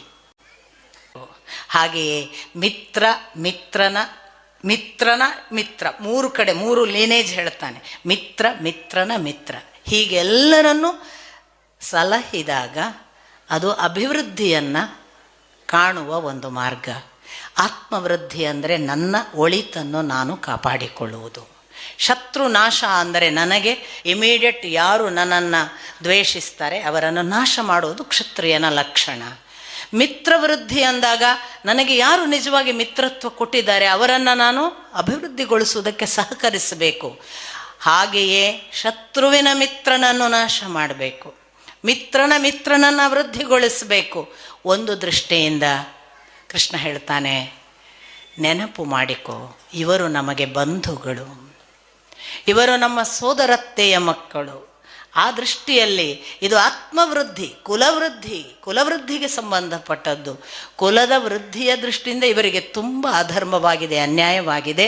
ಹಾಗಾಗಿ ಎದುರು ಪಕ್ಷದ ಅಧರ್ಮ ಅನ್ಯಾಯಕ್ಕೆ ನಾವು ನಮ್ಮ ಈ ಕುಲಕ್ಕೆ ವೃದ್ಧಿ ಅನ್ನುವ ಕಾರಣಕ್ಕಾಗಿ ಆತ್ಮವೃದ್ಧಿಯ ದೃಷ್ಟಿಯಿಂದ ಇವರ ಜೊತೆಗಿರಬೇಕು. ಇವರ ಶತ್ರುಗಳು ನಮಗೆ ಶತ್ರುಗಳಾಗಬೇಕು, ಶತ್ರುವಿನ ಮಿತ್ರ ನಮಗೆ ಶತ್ರು. ಹಾಗಾಗಿ ಇವರ ಶತ್ರುಗಳು ಯಾರೇ ಇದ್ದರೂ ಕೂಡ ನಮಗೆ ಶತ್ರುಗಳಾಗಬೇಕು. ಆ ದೃಷ್ಟಿಯಲ್ಲೂ ಕೂಡ ಇವರ ಶತ್ರುಗಳು ಅವರು. ಇವರು ಏಳಿಗೆ ಆದರೆ ನಮ್ಮ ಏಳಿಗೆ, ಇವರ ಶತ್ರು ನಾಶವಾದರೆ ನಮ್ಮ ನಾಶ. ನಮ್ಮ ಏಳಿಗೆಯನ್ನು ನಾವು ಈ ದೃಷ್ಟಿಯಿಂದ ನೋಡಬೇಕು. ಅದು ನಿನಗೆ ಗೊತ್ತಿಲ್ಲದ ವಿಷಯವಲ್ಲ. ಬಲರಾಮ ಮಾತಾಡದೆ ಎದ್ಕೊಂಡು ಅಲ್ಲಿಂದ ವಾಕೌಟ್ ಮಾಡುತ್ತಾನೆ, ಹೊರಟು ಹೋಗಿ ಬಿಡ್ತಾನೆ. ಅವನಿಗೆ ಏನೂ ಉತ್ತರಿಸಬೇಕು ಅಂತ ಅನಿಸೋದಿಲ್ಲ. ಇಷ್ಟಾದಾಗ ಯುಧಿಷ್ಠಿರ ಬಂದು ಹೇಳ್ತಾನೆ, ಭೀಮಸೇನ ನೀನು ಮಾಡಿದ್ದು ಬಹಳ ದೊಡ್ಡ ಅಪರಾಧ, ಕಾಲಿನಿಂದ ಒದೆಯಬಾರದಿತ್ತು. ನೀನು ಧರ್ಮಯುದ್ಧವೋ ಅಧರ್ಮಯುದ್ಧವೋ ಯುದ್ಧ ಮುಗಿದಿತ್ತು, ಅವನು ಧರಾಶಾಯಿಯಾಗಿದ್ದ, ಅವನನ್ನು ಮತ್ತೆ ಕಾಲಿನಿಂದ ಒದೆದು ನೋಡಿ, ಒಂದು ವಾಕ್ಯ ಮುಂದಿನ ಬಹಳ ಗಮನಾರ್ಹ. ನೀನು ಕಾಲಿನಿಂದ ಒದೆದು ನಮ್ಮ ವಂಶನಾಶಕ್ಕೆ ನಾಂದಿ ಹಾಡಿದಿ. ಒಬ್ಬ ದೊರೆ ಇದ್ದಾಗ ಕೊಲ್ಲುವುದು ಬ್ರಹ್ಮಹತ್ಯಾ ದೋಷ ಅಂತ ಒಂದು ಮಾತು ಇದೆ. ಕಾರ್ತವೀರ್ಯಾರ್ಜುನನನ್ನು ಪರಶುರಾಮ ಕೊಂದು ಬಂದಾಗ ಜಮದಗ್ನಿ ಹೇಳ್ತಾನೆ, ಏನೇ ತಪ್ಪು ಮಾಡಿರಲಿ ನೀನು ಕೊಂದದ್ದು ಒಬ್ಬ ದೊರೆಯನ್ನು ಕೊಲ್ಲುವುದು ಎಂದರೆ ಅದು ಬ್ರಹ್ಮಹತ್ಯಾ ದೋಷಕ್ಕೆ ಸರಿಸಮಾನ. ಹಾಗಾಗಿ ತೀರ್ಥಯಾತ್ರೆಗೆ ಹೋಗು, ಪ್ರಾಯಶ್ಚಿತ್ತ ಮಾಡಿಕೊ ಅಂತ. ದೊರೆಯನ್ನು ಕೊಲ್ಲಬಾರ್ದು. ಯಾಕೆ ದೊರೆಯನ್ನು ಕೊಲ್ಲಬಾರ್ದು ಅನ್ನೋದಕ್ಕೆ ನಿಮಗೆ ಪೃಥು ಚರಿತ್ರೆಯಲ್ಲಿ, ಭರತನ ಚರಿತ್ರೆಯಲ್ಲಿ ವೇದವ್ಯಾಸರು ವಿವರಣೆ ಕೊಡ್ತಾರೆ. ಒಬ್ಬ ದೊರೆ ಆ ದೇಶದ ದೊರೆತನವನ್ನು ತಗೊಂಡ ಅಂತಾದಾಗ ದೇವಲೋಕದ ಸಕಲ ದೇವತೆಗಳು ಬಂದು ಅವನಲ್ಲಿ ನೆಲೆಸ್ತಾರಂತೆ. ಇಡೀ ದೇಶದ ಜವಾಬ್ದಾರಿಯನ್ನು ನಡೆಸುವ ಶಕ್ತಿಯನ್ನು ಅವನ ಒಳಗೆ ಉಂಟು ಮಾಡುವುದಕ್ಕಾಗಿ. ಯಾಕಂದರೆ ಈ ದೇಶವನ್ನು, ಈ ಭೂಮಂಡಲದ ನೆಲವನ್ನು ನಾವೇ ನಡೆಸುವುದಲ್ಲ, ಇಲ್ಲೇ ನಮಗೆ ಅಂತರಿಕ್ಷದ ಆಚೆಗಿರುವ ದೇವಲೋಕದ ದೇವತೆಗಳ ಸಹಕಾರ ಇಲ್ಲದೇ ಇದ್ದರೆ ಇದು ನಡೆಯಲ್ಲ ಅಂತ ಸ್ಪಷ್ಟವಾಗಿ ಭರತನ ಮತ್ತು ಪೃಥು ಚರಿತ್ರೆಯಲ್ಲಿ ನಮಗೆ ಗೊತ್ತಾಗುತ್ತೆ. ಹಾಗಾಗಿ ದೇವತೆಗಳೆಲ್ಲ ಬಂದು ನೆಲೆಸೋದ್ರಿಂದ ನೀವು ದೇವತೆಗಳನ್ನು ಕೂಡ ಕೊಂದ ಹಾಗೆ ಅಂತ. ಅದಕ್ಕಾಗಿ ಇದನ್ನು ಒಂದು ಹತ್ಯೆ ಅನ್ನೋದನ್ನು ಬಹಳ ದೋಷ ಅಂತ ಹೇಳೋದು. ಬ್ರಹ್ಮಹತ್ಯಾ ದೋಷಕ್ಕೆ ಸರಿಸಮಾನವಾದುದು. ರಾಜನನ್ನು ಕೊಲ್ಲಬಾರ್ದು, ರಾಜನನ್ನು ಮೆಟ್ಟಬಾರ್ದು, ರಾಜನನ್ನು ತುಳಿಯಬಾರ್ದು ಅಂತ. ನಮ್ಮಲ್ಲಿ ಅದು ಇತಿಹಾಸದಲ್ಲಿ ಸಾಕಷ್ಟು ಆಗಿ ಹೋಗಿದೆ. ನಮ್ಮಲ್ಲಿ ದೊರೆಗಳನ್ನು ಕೊಂದಿದ್ದೇವೆ ನಾವು. ಕೊಲ್ಲುವುದರ ಬೇರೆ ಬೇರೆ ಆಯಾಮಗಳನ್ನು ಈಗಲೂ ಕೂಡ ಬೇರೆ ಬೇರೆ ದೇಶಗಳು ನಮ್ಮ ದೊರೆಗಳನ್ನು ಕೊಲ್ಲುವ ಪ್ರಯತ್ನ ಮಾಡ್ತಿರುವುದನ್ನು ಕೂಡ ಗಮನಿಸ್ತೇವೆ. ಈ ಹಿನ್ನೆಲೆಯಲ್ಲಿ ನಾವು ನಂಬಬೇಕಾದದ್ದು ಏನು ಅಂದರೆ, ನಾವು ದೇವರನ್ನು ಅದಕ್ಕೆ ಯಜ್ಞಗಳನ್ನು ಹೆಚ್ಚು ಮಾಡಬೇಕು, ದೇವ ಪೂಜೆಗಳನ್ನು ಹೆಚ್ಚು ಮಾಡಬೇಕು ಅಂತ ಋಷಿಮುನಿಗಳೆಲ್ಲ ನಿಮಗೆ ಗಮನಿಸಿರ್ಬೋದು. ಮೋದಿಯವರಿಗಾಗಿಯೇ ಮಹಾಯಜ್ಞಗಳೆಲ್ಲ ನಡೀತಾ ಇರೋದು ಇದನ್ನು ಬಲ್ಲವರು ಮಾಡ್ತಾ ಇರೋದು. ಅವರು ದೇವತೆಗಳನ್ನು ಅರಿಕೆ ಮಾಡ್ಕೊಳ್ಳೋದು, ಆ ದೊರೆಯನ್ನು ಉಳಿಸು ಅಂತ. ದೊರೆಯನ್ನು ಉಳಿಸೋದು ನಮ್ಮ ಕೈಯಲ್ಲ, ದೇವತೆಗಳ ಕೈಯಲ್ಲಿದೆ ಅನ್ನೋದು ಭಾರತೀಯ ಪರಂಪರೆ. ಇಂಥದ್ದೆಲ್ಲ ಆಯಾಮಗಳಲ್ಲಿ ಆ ಯುಧಿಷ್ಠಿರ ಧರ್ಮನಿಷ್ಠ, ಅವನು ಧರ್ಮರಾಯ, ಅವನಿಗೆ ಗೊತ್ತು ನೀನು ತುಳಿಯಬಾರದಿತ್ತು, ಇದು ನಮ್ಮ ವಂಶದ ನಾಶಕ್ಕೆ ನಾಂದಿ ಅಂತ. ಇಷ್ಟು ಹೇಳಿದಾಗ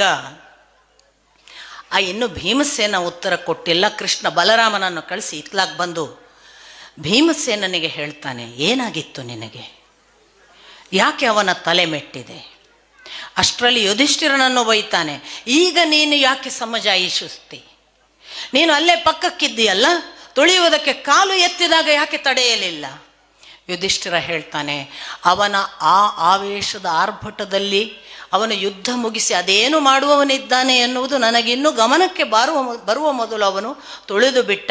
ಅವನಿಗಿದ್ದ ಆ ಅಸಹನೆ, ಅವನನ್ನು ವಿಷ ಹಾಕಿ ಕೊಲ್ಲಲು ಪ್ರಯತ್ನಿಸಿದ್ದು, ಅವನಿಗೆ ಘಟಸರ್ಪಗಳಿಂದ ನೀರಿನಲ್ಲಿ ಮುಳುಗಿ ಸಾಯಿಸಬೇಕೆನ್ನುವ ಪ್ರಯತ್ನ ಮಾಡಿದ್ದು, ಅಥವಾ ಅವನ ಮೇಲೆ ಮಾಡಿದ ಬೇರೆ ಬೇರೆ ಅವ್ಯಾಹತವಾದ ದುರ್ಯೋಧನನ ದ್ವೇಷ, ಅದು ಅವನಿಗೆ ಆ ಕ್ಷಣಕ್ಕೆ ಏನನ್ನೋ ಸಿಟ್ಟಿನ ಆವೇಶದ ಒಂದು ಭರಾಟೆಯಲ್ಲಿ ಯಾವುದೋ ಕ್ರಿಯೆಗೆ ಅವನನ್ನು ಪ್ರಚೋದಿಸುತ್ತಿದೆ ಎಂದಷ್ಟೇ ನಾನು ಭಾವಿಸಿದ್ದೆ.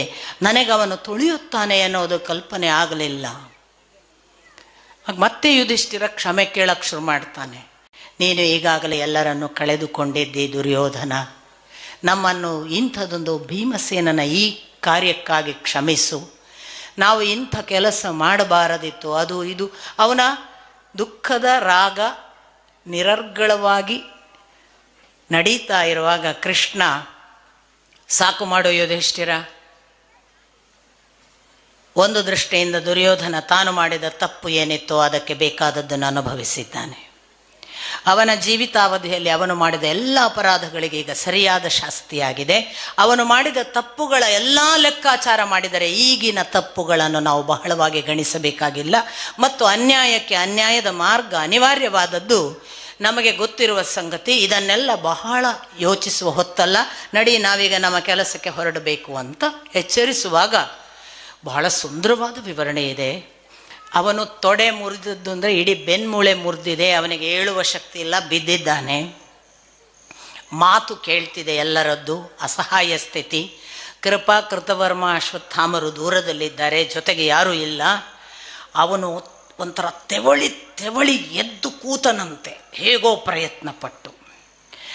ಆ ತೆವಳಿ ಏಳುವಾಗ ಪೃಷ್ಠದ ಸಹಾಯ ಒಂದೇ, ಅವನಿಗೆ ಕಾಲು ಸಹಾಯ ಮಾಡಲ್ಲ.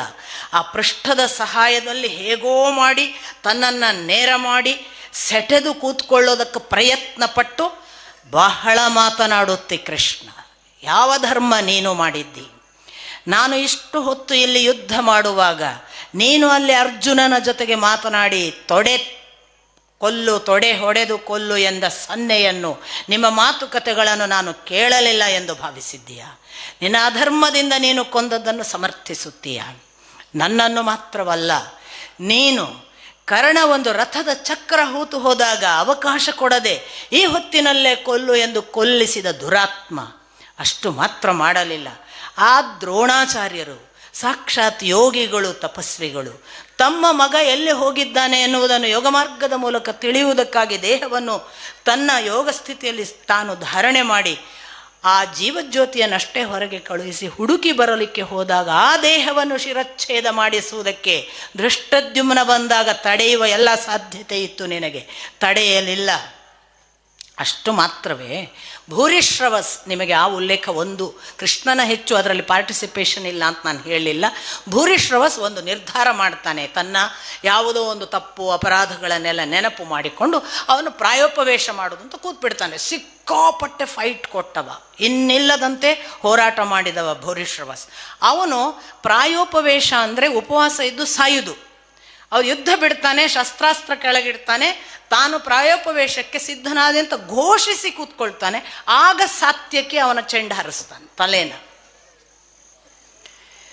ಸಾತ್ಯಕಿಯ ಮುಖಾಂತರ ಭೂರಿಶ್ರವಸ ಪ್ರಾಯೋಪವೇಶಕ್ಕೆ ಕೂತಾಗ ತಲೆ ಹಾರಿಸಿದಿರಲ್ಲ. ಈಗ ಆ ಹೊತ್ತಿಗೆ ಮಾಡಿದ ಅಧರ್ಮ ಏನು ಸಾಮಾನ್ಯವೇ?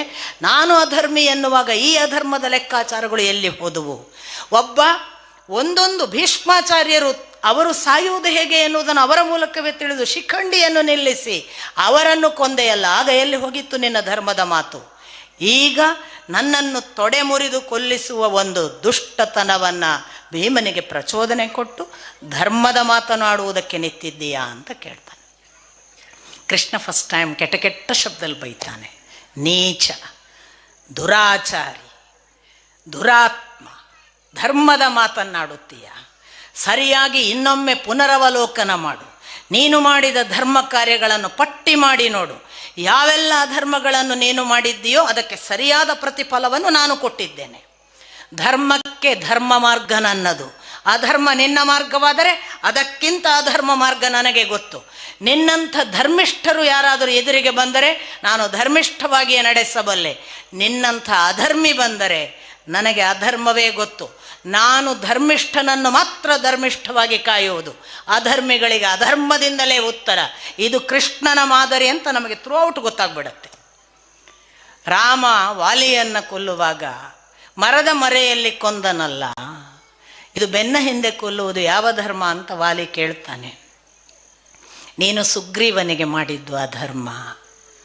ವಾಲಿ, ಅಧರ್ಮಕ್ಕೆ ಅಧರ್ಮವೇ ಉತ್ತರ. ಹಾಗಾಗಿ ನಾನು ನಿನಗೆ ಎದಿರು ಬದಿರಾಗಿ ಕೊಲ್ಲಲಿಲ್ಲ. ನೀನು ಬೆನ್ನ ಹಿಂದೆ ಅವನಿಗೆ ಇರಿದೆ, ನಾನು ಬೆನ್ನ ಹಿಂದಿನಿಂದಲೇ ನಿನ್ನನ್ನು ಕೊಂದೆ. ಅಲ್ಲಿ ರಾಮಾವತಾರದ ಕಥಾ ಭಾಗದಲ್ಲೂ ಕೂಡ ಅಧರ್ಮಕ್ಕೆ ಅಧರ್ಮವೇ ಉತ್ತರ. ಇಲ್ಲಿ ಕೂಡ ಅವನು ಮತ್ತೆ ಯಥಾ ಪ್ರಕಾರ ಪಟ್ಟಿ ಮಾಡ್ತಾನೆ. ನೀನು ಕರ್ಣನಿಂದ ಮಾಡಿಸಿದ ಅಪಚಾರಗಳೇನು, ಕರ್ಣ ಮಾಡಿದ ದೋಷಗಳೇನು, ಜಯದ್ರಥ ಬಂದು ಅಲ್ಲಿ ದ್ರೌಪದಿಯನ್ನು ಹಾರಿಸಿಕೊಂಡು ಹೋದಾಗ ನಿನಗೆ ಎಂದಾದರೂ ಅದು ಅಧರ್ಮ ಅನ್ನಿಸಿತ್ತಾ? ಅಂಥ ಅಧರ್ಮ ಮಾಡಿದಾಗಲೂ ಕೂಡ ನಿನ್ನನ್ನು ಆ ಜಯದ್ರಥನನ್ನು ಬಿಟ್ಟು ಕೊಟ್ಟರಲ್ಲ ಯುಧಿಷ್ಠಿರಾದಿಗಳು, ಆ ಧರ್ಮ ನಿನಗೆ ಎಂದಾದರೂ ನೆನಪಾಗಿತ್ತಾ? ನೀನು ಸ್ವತಃ ಅವರು ಕಾಡಿನ ವನವಾಸದಲ್ಲಿದ್ದಾಗ ನೀನು ಕರ್ಣಾದಿಗಳು ಬಂದು ಕೈಗೆ ಸೆರೆ ಸಿಕ್ಕು ಇನ್ನಿಲ್ಲದಂತೆ ನಾಶವಾಗುವ ಸಂದರ್ಭವಿತ್ತು, ಆಗಲೂ ಬಿಟ್ಟು ಕೊಟ್ಟರಲ್ಲ ನಿನ್ನನ್ನು. ನೆನಪಿತ್ತ ನಿನಗೆ ಧರ್ಮದ ಮಾತುಗಳು? ಎಲ್ಲ ಅಧರ್ಮಗಳ ಕೆಲಸಗಳನ್ನು ಮಾಡಿ ಈಗ ಧರ್ಮದ ಮಾತನಾಡುತ್ತಿ. ನಿನಗೆ ಸರಿಯಾದ ಶಿಕ್ಷೆಯಾಗಿದೆ, ಅಧರ್ಮಕ್ಕೆ ಇದೇ ಶಿಕ್ಷೆ. ನೀನು ನೆಲದ ಮೇಲೆ ಉರುಳಾಡಬೇಕು. ದುರ್ಯೋಧನನ ಮಾತು ಏನು ಗೊತ್ತಾ? ಬಹಳ ಧರ್ಮಿಷ್ಠರಲ್ಲವೇ ನೀವು ಕೃಷ್ಣ? ಪಂಚಪಾಂಡವರು ಕೂಡ ಭಾರೀ ಧರ್ಮಿಷ್ಠರಲ್ಲವೇ? ಒಂದು ಕ್ಷಣ ನಿಮ್ಮ ಬದುಕನ್ನು ಅವಲೋಕಿಸಿ ನೋಡಿ. ನೀವು ಪಡೆದದ್ದೇನು? 13 ವರ್ಷ ವನವಾಸದ ಕಷ್ಟದ ಜೀವನ, ನಿಮಗೆಲ್ಲಿತ್ತು ವೈಭೋಗ, ಸಿರಿ, ಸಂಪತ್ತು? ನಾನು ಅಧರ್ಮಿ ಎಂದು ನೀನು ಹೇಳುತ್ತೀಯಲ್ಲ, ನನಗೆ 13 ವರ್ಷ ವೈಭೋಗದ ಬದುಕು.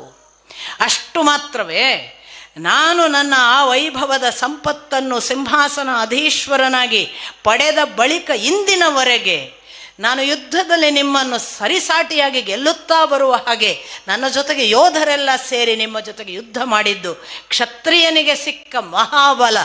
ನಾನು ಕ್ಷಾತ್ರ ಧರ್ಮದ ದೃಷ್ಟಿಯಿಂದ ಕಟ್ಟ ಕಡೆಯವರೆಗೆ ಹೋರಾಟ ಮಾಡಿ ಇಗೋ ಒಬ್ಬ ಯೋಧನ ಮುಖಾಂತರ ಹೊಡೆಸಿಕೊಂಡು ಈ ಕುರುಕ್ಷೇತ್ರದ ನೆಲದಲ್ಲಿ ಸತ್ತಿದ್ದೇನೆ. ಕ್ಷತ್ರಿಯನಿಗೆ ಯೋಧರಿಂದ ಹೊಡೆಸಿಕೊಂಡು ಸಾಯುವ ಪುಣ್ಯ ಇದೆಯಲ್ಲ, ಅದು ನನ್ನನ್ನು ನೇರ ಸ್ವರ್ಗಕ್ಕೆ ಕರೆದುಕೊಂಡು ಹೋಗುತ್ತದೆ. ನನಗೆ ಸ್ವರ್ಗ ಭಾಗ್ಯವಿದೆ, ನಿಮಗೇನಿದೆ? ನೀವೀಗ ಪಡೆಯಲು ಹೊರಟಿರುವ ಸಿಂಹಾಸನಕ್ಕೆ ನೀವೇ 5 ಜನ, ನಿಮಗೆ ಬಂಧುಗಳಿಲ್ಲ. ಸತ್ತ ಹೆಂಡಂದಿರ ಕಣ್ಣೀರು, ಆ ಬಂಧುಗಳಿಲ್ಲದ ದುಃಖದ ಕಣ್ಣೀರಿನಲ್ಲಿ ನಿಮ್ಮ ಸಿಂಹಾಸನ ಅದೆಲ್ಲಿಯದು? ಅಧರ್ಮಿಗಳು ಯಾರು ವಿವೇಚನೆ ಮಾಡುವ ದೈವ ಬಿದ್ದವ. ಅಬ್ಬಾ, ಬಿದ್ರು ಮಿಸೆ ಮಣ್ಣಾಗಲಿಲ್ಲ. ದುರ್ಯೋಧನ ಇಷ್ಟು ಹೇಳುವಾಗ ನೀವು ಗಮನಿಸಬೇಕು, ಈ ಯೋಧನ ಒಂದು ಕ್ಷತ್ರಗುಣದ ಕ್ಷತ್ರಿಯ ಅಥವಾ ಕ್ಷತ್ರಿಯ ಲಕ್ಷಣವಾಗಿ ನಾನೀಗ ಯೋಧನಿಂದ ಹೊಡೆಸಿಕೊಂಡು ಮೈ ಮುರಿಸಿಕೊಂಡು ಬಿದ್ದ ಈ ಫಲಕ್ಕೆ ನನಗೆ ಸ್ವರ್ಗ ಕಾದಿದೆ ಅನ್ನುವ ಮಾತಾಡಿದ್ನಲ್ಲ, ದೇವಲೋಕದಿಂದ ಪುಷ್ಪವೃಷ್ಟಿ ಆಯಿತು ಅಂತ ವೇದವ್ಯಾಸರು ಬರೆಯುತ್ತಾರೆ. ನೆನಪಿಟ್ಕೋಬೇಕು. ನನಗೆ ಸ್ವರ್ಗದ ಬಾಗಿಲು ತೆರೆದಿದೆ, ನಿಮಗೇನಿದೆ ಅಂತ ಕೇಳುವಾಗ, ಇದಕ್ಕೆಲ್ಲ ಮುಂದೆ ಕರ್ಮ ಸಿದ್ಧಾಂತದ ಫಲಗಳನ್ನು ಹೇಳುವಾಗ ಉಮಾಮಹೇಶ್ವರರ ಪ್ರಶ್ನೋತ್ತರ ಭಾಗದಲ್ಲಿ ಕಡೆಗೆ ಉತ್ತರ ಸಿಗುತ್ತೆ. ಸ್ವರ್ಗಾರೋಹಣ ಪರವಾಗಿ ಯುಧಿಷ್ಠಿರ ತಾನು ಸ್ವತಃ ಅದನ್ನೆಲ್ಲ ಅನುಭವಿಸ್ತಾನಲ್ಲ, ನರಕ ಸ್ವರ್ಗಗಳನ್ನು, ಆಗ ಉತ್ತರವಿದೆ. ಇಲ್ಲಿ ಇಲ್ಲ. ಕೃಷ್ಣನ ಮುಂದೆ ಕೃಷ್ಣ ಕೂಡ ಇದ್ದಾಗ ಇದು ನಡೀತದೆ. ಅವನಿಗೆ ಪುಷ್ಪವೃಷ್ಟಿ ಆಗತ್ತೆ. ಅದಕ್ಕೆ ವಾಸ್ತವಿಕ ಭಗವದ್ಗೀತೆಯಲ್ಲಿದೆಯಲ್ಲ, ಅಗ್ರೆ ಅಮೃತೋಪಮಂ ಪರಿಣಾಮೆ ವಿಷಂ. ಆರಂಭದಲ್ಲಿ ಭಾರಿ ಅಮೃತೋಪಮವಾದ ಪರಿಣಾಮ, ಅಂತ್ಯದಲ್ಲಿ ವಿಷೋಪಮವಾದ ಪರಿಣಾಮ ಕರ್ಮಕ್ಕೆ ಇರುತ್ತೆ ಅಂತ ಒಂದು ಉಲ್ಲೇಖ ಕೃಷ್ಣ ಭಗವದ್ಗೀತೆಯಲ್ಲಿ ಹೇಳಿದ್ದಾನೆ. ಯಾವುದೇ ಕರ್ಮಕ್ಕೆ 3 ಥರದ ರಿಸಲ್ಟ್ ಅಂತ ಹೇಳ್ತಾನೆ ಕೃಷ್ಣ. ಒಂದು, ಆರಂಭದಲ್ಲಿ ವಿಷ, ಅಂತಿಮ ಅದು ಅಮೃತೋಪಮ. ಇನ್ನು ಆರಂಭದಲ್ಲಿ ಅಮೃತೋಪಮ, ಅಂತ್ಯದಲ್ಲಿ ವಿಷ. ಇನ್ನು ಮಿಶ್ರ ಅಂತ ಒಂದು ಹೇಳ್ತಾನೆ, ಮಿಶ್ರ ಫಲ. 3 ಫಲಗಳನ್ನು ಕೃಷ್ಣ ಹೇಳ್ತಾನೆ. ಈ ಮಿಶ್ರ ಫಲ ನಿಮಗೆ ಗೊತ್ತು, ಅರ್ಧ ಅದು ಅರ್ಧ ಇದು. ಇನ್ನೊಂದು, ಮೊದಲು ಒಳ್ಳೆಯದಾಗೋದು ಪರಿಣಾಮದಿಂದ, ಆನಂತರ ಕೆಡುಕಾಗೋದು. ದುರ್ಯೋಧನನದು ಮೊದಲು ಒಳ್ಳೆಯದಾಗೋದು. ಅವನಿಗೆ 13 ವರ್ಷ ಸಿಂಹಾಸನ, ಈಗ ಅವನಿಗೆ ಪುಷ್ಪವೃಷ್ಟಿ, ಸಾಕ್ಷಾತ್ ಸ್ವರ್ಗಕ್ಕೆ ಹೋದ ಅನ್ನೋದನ್ನು ಯುಧಿಷ್ಠಿರ ನೋಡ್ತಾನೆ. ಪಾಂಡವಾದಿಗಳು ನರಕದಲ್ಲಿರುವುದನ್ನು ಯುಧಿಷ್ಠಿರ ನೋಡ್ತಾನೆ. ದುಃಖದಿಂದ ಕೇಳ್ತಾನೆ ಯುಧಿಷ್ಠಿರ, ಇದೇನಿದು? ದುರ್ಯೋಧನಾದಿಗಳು ಅಧರ್ಮದಲ್ಲಿದ್ದು ಅವರಿಗೆ ಸ್ವರ್ಗ ಮತ್ತು ನಮ್ಮಂಥ ಧರ್ಮಿಷ್ಠರಿಗೆ ನರಕವಾದರೆ ಅಧರ್ಮವೇ ಒಳಿತು ಎಂದು ಹೇಳಿದ ಹಾಗಾಯ್ತಲ್ಲ. ಅದಕ್ಕೆ ಉತ್ತರ ಕೊಡ್ತಾರೆ, ಯಮಧರ್ಮರಾಯ ಕೊಡ್ತಾನೆ. ಆರಂಭದಲ್ಲಿ ಅವರಿಗೆ ಸ್ವರ್ಗ ಅನುಭವ, ಇನ್ನು ನಿರಂತರ ನರಕ. ನಿಮಗೆ 1 ಕ್ಷಣ ನರಕ ಅನುಭವ, ಆ ಬಳಿಕ ನಿರಂತರ ಸ್ವರ್ಗ. ಉಂಟಾ, ಆಮೇಲೆ ಉಂಟಾ, ಈಗುಂಟಾ? ಸ್ವಾಮಿ, ನಾನು ಹೇಳೋದಿಷ್ಟೇ, ಒಂದು ತಪ್ಪು ಮಾಡಿದಾಗ 2 ದಿನ ನಿದ್ರೆ ಬಿಡ್ತೇವೆ ನೋಡಿ, ಮಾಡಬಾರ್ದಿತ್ತು, ಅದೇ ನರಕ ಅನುಭವ. ಒಂದು ಒಳ್ಳೇದು ಕೆಲಸ ಮಾಡಿದಾಗ 10 ದಿವಸ ಹೆಚ್ಚು ಬದುಕಿದ ಖುಷಿ ಆಗತ್ತೆ. ಏನು ಒಳ್ಳೆ ಕೆಲಸ ಮಾಡಿದೆ, ಒಳ್ಳೇದಾಯ್ತು, ನನ್ನ ಹತ್ರ ದೇವರೇ ಇಂಥ ಒಳ್ಳೆ ಕೆಲಸ ಮಾಡು ಅಂತ ಕುಣಿದಾಡ್ತೀವಲ್ಲ, ಅದೇ ಸ್ವರ್ಗ. ಅಯ್ಯ ಎಂದರೆ ಸ್ವರ್ಗ, ಎಲವೋ ಎಂದರೆ ನರಕ. ಅಷ್ಟೇ. ಇಷ್ಟನ್ನು ನೆನ್ಪಿಟ್ಕೊಂಡ್ರೆ ಸಾಕು. ಕ್ರಿಯೆಗಳು ಪರಿಶುದ್ಧವಾಗಬೇಕು ಅನ್ನೋದಕ್ಕೆ ಈ ವಿವರಣೆಯನ್ನು ಸ್ವೀಕರಿಸಿದರೆ ಸಾಕು, ನಮ್ಮ ಬದುಕು ಶುದ್ಧವಾಗ್ತದೆ. ಇದೆಲ್ಲ ಹೇಳಿ ದುರ್ಯೋಧನನನ್ನು ಅಲ್ಲಿಂದ ಕಳಚಿಕೊಂಡು ಆ ಬಳಿಕ ತಾವು ಹೊರಡುತ್ತಾರೆ ತಮ್ಮ ಕೆಲಸಕ್ಕೆ. ಇನ್ನು ಮುಂದಿನ ಕೆಲಸ ಪಟ್ಟಾಭಿಷೇಕ ಆಗಬೇಕು, ಘೋಷಿಸಬೇಕು ಇತ್ಯಾದಿ. ಇತ್ತ ಕೃಪ ಕೃತವರ್ಮ ಅಶ್ವತ್ಥಾಮ. ಅಶ್ವತ್ಥಾಮ ಹೀಗೆ ಬಿದ್ದಿರುವ ಆ ದುರ್ಯೋಧನನನ್ನು ನೋಡಿ ಇಷ್ಟು ಉಗ್ರನಾಗ್ತಾನೆ. ಅವನಿಗಾಗಲೇ ದ್ರೋಣನನ್ನು ಕೊಂದ ಸಿಟ್ಟಿದೆ. ಎಷ್ಟು ಅವನು ಉಗ್ರನಾಗ್ತಾನೆ ಅಂದರೆ, ನಿನ್ನ ಎಲ್ಲ ಇಚ್ಛೆಗಳನ್ನು ನಾನು ಪೂರೈಸ್ತೇನೆ, ಪಾಂಡವರನ್ನು ನಿರ್ವಂಶ ಮಾಡಿ ಬರ್ತೇನೆ, ನನಗೆ ಆಯಿತು ಅಂತ ಅನುಮತಿ ಕೊಡು ಅಂತ. ಎಲ್ಲಿವರೆಗೆ ಅಂದರೆ ತೊಡೆ ಮುರಿದು ಬಿದ್ದು ಬೆನ್ನು ಮೂಳೆ ಇಲ್ಲದ, ಕಾಲು ಸ್ವಾಸ್ಥ್ಯದಲ್ಲಿಲ್ಲದಂತಹ ದುರ್ಯೋಧನ ಪಟ್ಟಾಭಿಷೇಕಕ್ಕೆ ಹೊರಟಂತಹ ಯುಧಿಷ್ಠಿರಾದಿಗಳು ಪಟ್ಟಾಭಿಷೇಕದ ತಯಾರಿ ಮಾಡುವಾಗ ಇವನು ಸೇನಾಪತಿ ಅಂತ ಮತ್ತೆ ಇವನಿಗೆ ಅಭಿಷೇಕ ಮಾಡುತ್ತಾನೆ. ಸಮಂತ ಪಂಚಕ ಸರೋವರದ ನೀರು ತೆಗೆದುಕೊಂಡು ಅಶ್ವತ್ಥಾಮನಿಗೆ ನೀನು ಸೇನಾಪತಿ, ನಿನ್ನ ಕೆಲಸ ಮಾಡು ಅಂತ ಅಶ್ವತ್ಥಾಮ ಹೊರಡುವುದು. ಕೃತವರ್ಮರನ್ನು ಕೇಳ್ತಾನೆ, ನಾನೀಗ ಪಾಂಡವರಲ್ಲೂ ಶಿಬಿರದಲ್ಲಿ ಯಾರ್ಯಾರು ಬದುಕಿದ್ದಾರೋ ಅವ್ರನ್ನೆಲ್ಲ ಕೊಂದು ಬರೋನು. ಕೃತವರ್ಮ ಹೇಳ್ತಾರೆ, ಒಳ್ಳೆಯದಲ್ಲ, ರಾತ್ರಿ ಮಲಗಿರುವಾಗ ಕೊಲ್ಲುವುದು. ನಾನು ಹೋಗುವವನೇ, ಇಲ್ಲಪ್ಪ ಇದು ಅಧರ್ಮ, ನೀನು ನಿಜವಾಗಿ ಅವರು ಏನೇ ಮಾಡಿರಲಿ ಹಗಲು ಹೊತ್ತಿಗೆ ಮಾಡು. ಆಹಾ, ಇವನು ಕೇಳೋದಿಲ್ಲ.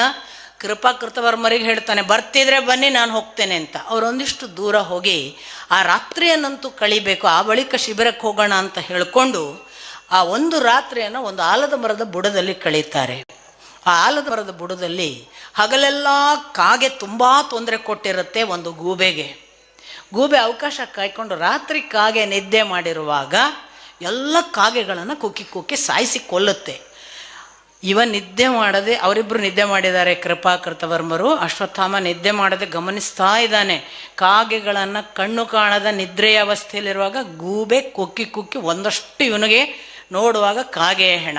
ಇದೇ ಸರಿಯಾದ ಪಾಠ ಅಂತ ಎದ್ದೆ ಬಿಡ್ತಾನೆ ರಾತ್ರೋರಾತ್ರಿ. ಸೀದಾ ಶಿಬಿರಕ್ಕೆ ಹೋಗಬೇಕು ಅಂತ ಶಿಬಿರದ ಪ್ರವೇಶ ದ್ವಾರದಲ್ಲಿ ಇನ್ನಿಲ್ಲದಂತಹ ಒಂದು ದೈತ್ಯಾಕೃತಿ ತಡೀತದೆ. ತಡೆದರೆ ಇದು ಯಾವುದು, ಅದು ಯಾವುದಂತ ಗುರುತಿಸ್ಲಿಕ್ಕಾಗದ ಹಾಗೆ, ಅದು ರಾಕ್ಷಸವೋ, ಅದು ದೆವ್ವವೋ, ಅದು ಭೂತವೋ, ಅದು ಪಿಶಾಚಿಯೋ, ಅಥವಾ ಏನು ಯಾವ ಶಕ್ತಿಯೋ ಏನೂ ಗೊತ್ತಾಗಲ್ಲ ಅಶ್ವತ್ಥಾಮನಿಗೆ.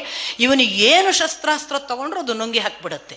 ಇವನಿಗೆ ಸಿಕ್ಕಾಪಟ್ಟೆ ತನ್ನ ಕೆಲಸ ಆಗೋದಿಲ್ಲ, ತನಗೆ ಒಳಗೆ ಹೋಗೋಕ್ಕೆ ಇದು ಬಿಡಲ್ಲ ಅಂತ ಗೊತ್ತಾದಾಗ ಅವನು ಶಿವನ ತಪಸ್ಸು ಮಾಡ್ತಾನೆ. ಯಾವ ಮಟ್ಟಕ್ಕೆ ಶಿವನ ತಪಸ್ಸು ಅಂದರೆ, ನೀನು ನನಗೆ ಈ ಒಂದು ಸಂದರ್ಭದಲ್ಲಿ ನಾನು ಪ್ರತಿಜ್ಞೆ ಮಾಡಿದ್ದೇನಲ್ಲ ದುರ್ಯೋಧನನ ಮುಂದೆ ಪಾಂಡವರ ವಂಶ ನಿರ್ವಂಶ ಅಂತ, ಅದನ್ನು ಅನುಕೂಲ ಮಾಡಿಕೊಡದಿದ್ರೆ ನಾನು ಆತ್ಮಾಹುತಿ ಮಾಡಿಕೊಳ್ತೇನೆ ಅಂತ ಯಜ್ಞೇಶ್ವರನಿಗೆ ಅಗ್ನಿಗೆ ಅರ್ಪಿಸಿಕೊಳ್ಳಿಕ್ಕೆ ಯಜ್ಞಕುಂಡಕ್ಕೆ ತಾನು ಹಾರ್ತಾನೆ ಅಥವಾ ಅದರೊಳಗೆ ಕೂತ್ಕೊಳ್ತಾನೆ. ಶಿವ ಪ್ರತ್ಯಕ್ಷನಾಗ್ತಾನೆ. ಇಷ್ಟು ದಿವಸ ನಾನು ಪಾಂಡವಾದಿಗಳನ್ನು ರಕ್ಷಿಸುವ ಒಂದು ಹೊಣೆ ಇತ್ತು, ಈಗ ಅವರ ಕಾಲ ಮುಗಿದಿದೆ, ನಾನು ನಿನ್ನ ಜೊತೆಗಿದ್ದೇನೆ ಅಂತ ಅವನಿಗೆ ಖಡ್ಗ ಕೊಡ್ತಾನೆ. ಹಾಗೆ ಅಶ್ವತ್ಥಾಮ ಶಿವನ ಅಂಶ ಅವನಲ್ಲಿ ಪ್ರವೇಶವಾಗಿ ಶಿವನೇ ಅಶ್ವತ್ಥಾಮ ಅನ್ನುವಾಗಿ ಹೊರಟ. ಈ ಕಡೆಯಿಂದ ಧೃತರಾಷ್ಟ್ರಾದಿಗಳನ್ನು ಸಂತೋಷಪಡಿಸಲಿಕ್ಕೆ, ಸಮಾಧಾನ ಪಡಿಸಲಿಕ್ಕೆ ಕೃಷ್ಣ ಹೋಗಿದ್ದಾನೆ, ಅವನಿಗೆ ಗೊತ್ತಿಲ್ಲ. ಅತ್ತ ಕಡೆಯಿಂದ ಅವರು ಕೂಡ, ಕೃಷ್ಣ ಮತ್ತು ಯುಧಿಷ್ಠಿರಾದಿಗಳು ಕೂಡ ತಮ್ಮ ಬಿಡಾರದಲ್ಲಿರಬಾರ್ದು ಅಂತ ಕೃಷ್ಣ ಒಂದು ಸಂದೇಶ ಕೊಡುತ್ತಾನೆ. ನೀವು ಬಿಡಾರದಲ್ಲಿ ಉಳಿಬಾರ್ದು, ಇವತ್ತು ಶಿಬಿರದ ಹೊರಗಿರಬೇಕು ಅಂತ. ಹಾಗಾಗಿ ಶಿಬಿರದ ಹೊರಗಿದ್ದಾರೆ. ಇವನು ಧೃತರಾಷ್ಟ್ರ ಮತ್ತು ಗಾಂಧಾರಿಗೆ ಸಮಾಧಾನ ಮಾಡ್ತೇನೆ ಅಂತ ಹೋಗಿದ್ದಾನೆ.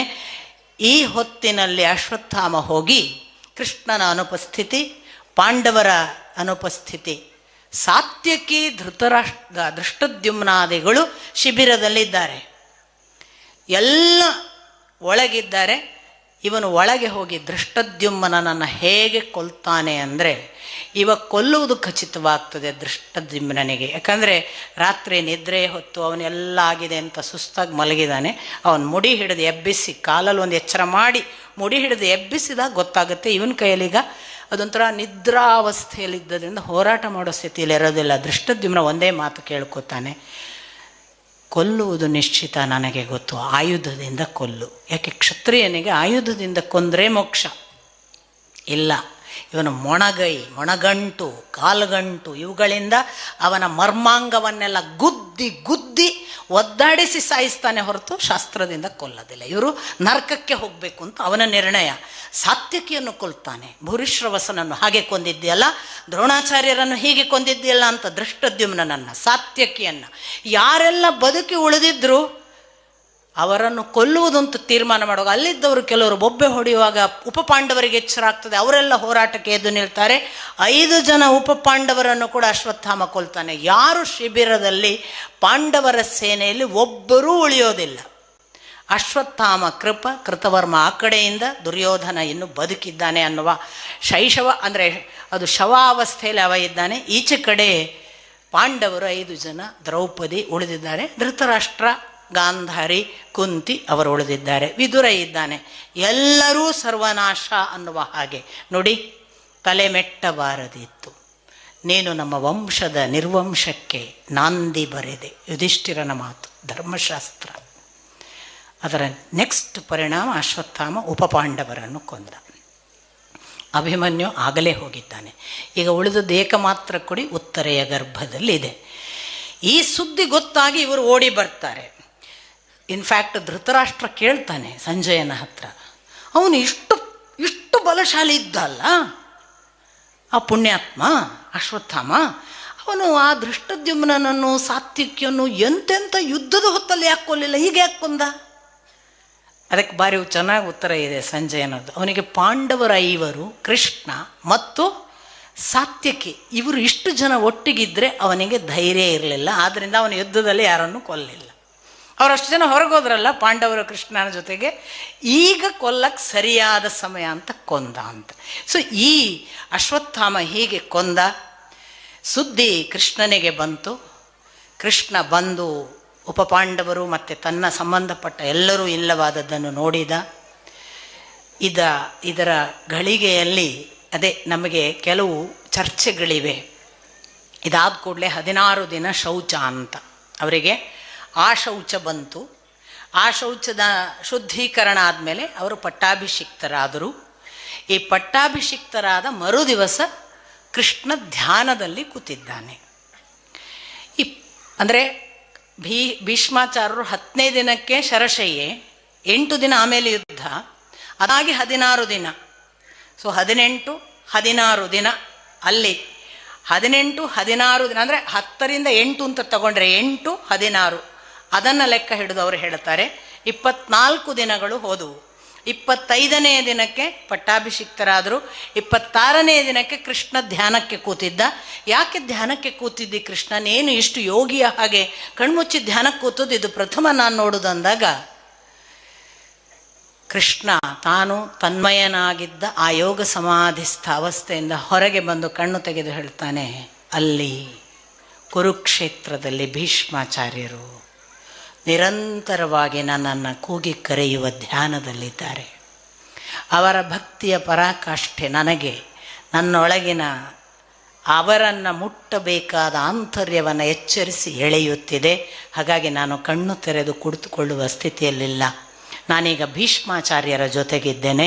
ಅವರ ಭಕ್ತಿ ಮತ್ತು ನನ್ನ ಮಿಲನದ ಸಂದರ್ಭ ಅಂತ. ಇದರ ಉತ್ತರ ಭಾಗವಾಗಿ ಭೀಷ್ಮಾಚಾರ್ಯರಿಗೆ ಕೃಷ್ಣ ದರ್ಶನವಾಗ್ತದೆ. ಅದು ಹೇಗಿದೆ ಅಂದರೆ, ನಮಗೆ ಕೃಷ್ಣ ಭೀಷ್ಮಾಚಾರ್ಯರು ಮಾತಾಡಿದ ಹಾಗೆ ಕೇಳ್ತದೆ. ಬಟ್ ಅದಾದದ್ದು ಕೊನೆಯಲ್ಲಿ ಕೃಷ್ಣ ಹೇಳ್ತಾನೆ, ನಾನು ನಿನ್ನ ಭಕ್ತಿಗೆ ಮೆಚ್ಚಿ ಈ ಹೃದಯ ದರ್ಶನ ಕೊಟ್ಟೆ ಅಂತ. ಹೊರಗಲ್ಲ, ಅವರ ಒಳಗೆ, ಅವರ ಹೃದಯ ಕಮಲದಲ್ಲೇ ಕೃಷ್ಣ ದರ್ಶನವಾಗ್ತದೆ.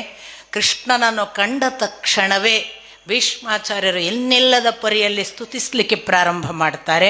ಹೇ ಕೃಷ್ಣ, ನಿನ್ನಿಂದ ನಾನು, ಅಂದರೆ ನೀನು ಆದಿ, ನೀನು ಅನಂತ, ನಿನ್ನಿಂದ ಎಲ್ಲವೂ, ನೀನೇ ಸರ್ವಸ್ವ, ನೀನು ನನ್ನ ಬದುಕಿನ ಅತ್ಯುತ್ತಮವಾದ ಇನ್ನಿಲ್ಲದ ಒಂದು ಗುರಿ, ನಿನ್ನನ್ನು ಸೇರಬೇಕು ಎಂದು ಕಾಯುತ್ತಿದ್ದೇನೆ.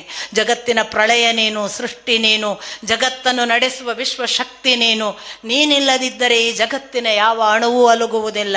ಆದರೆ ಜಗತ್ತು ಅದನ್ನು ತಿಳಿಯದೆ ತನ್ನದೇ ಅಹಂಕಾರದಲ್ಲಿ ಮೆರೆದಾಡಿದೆ.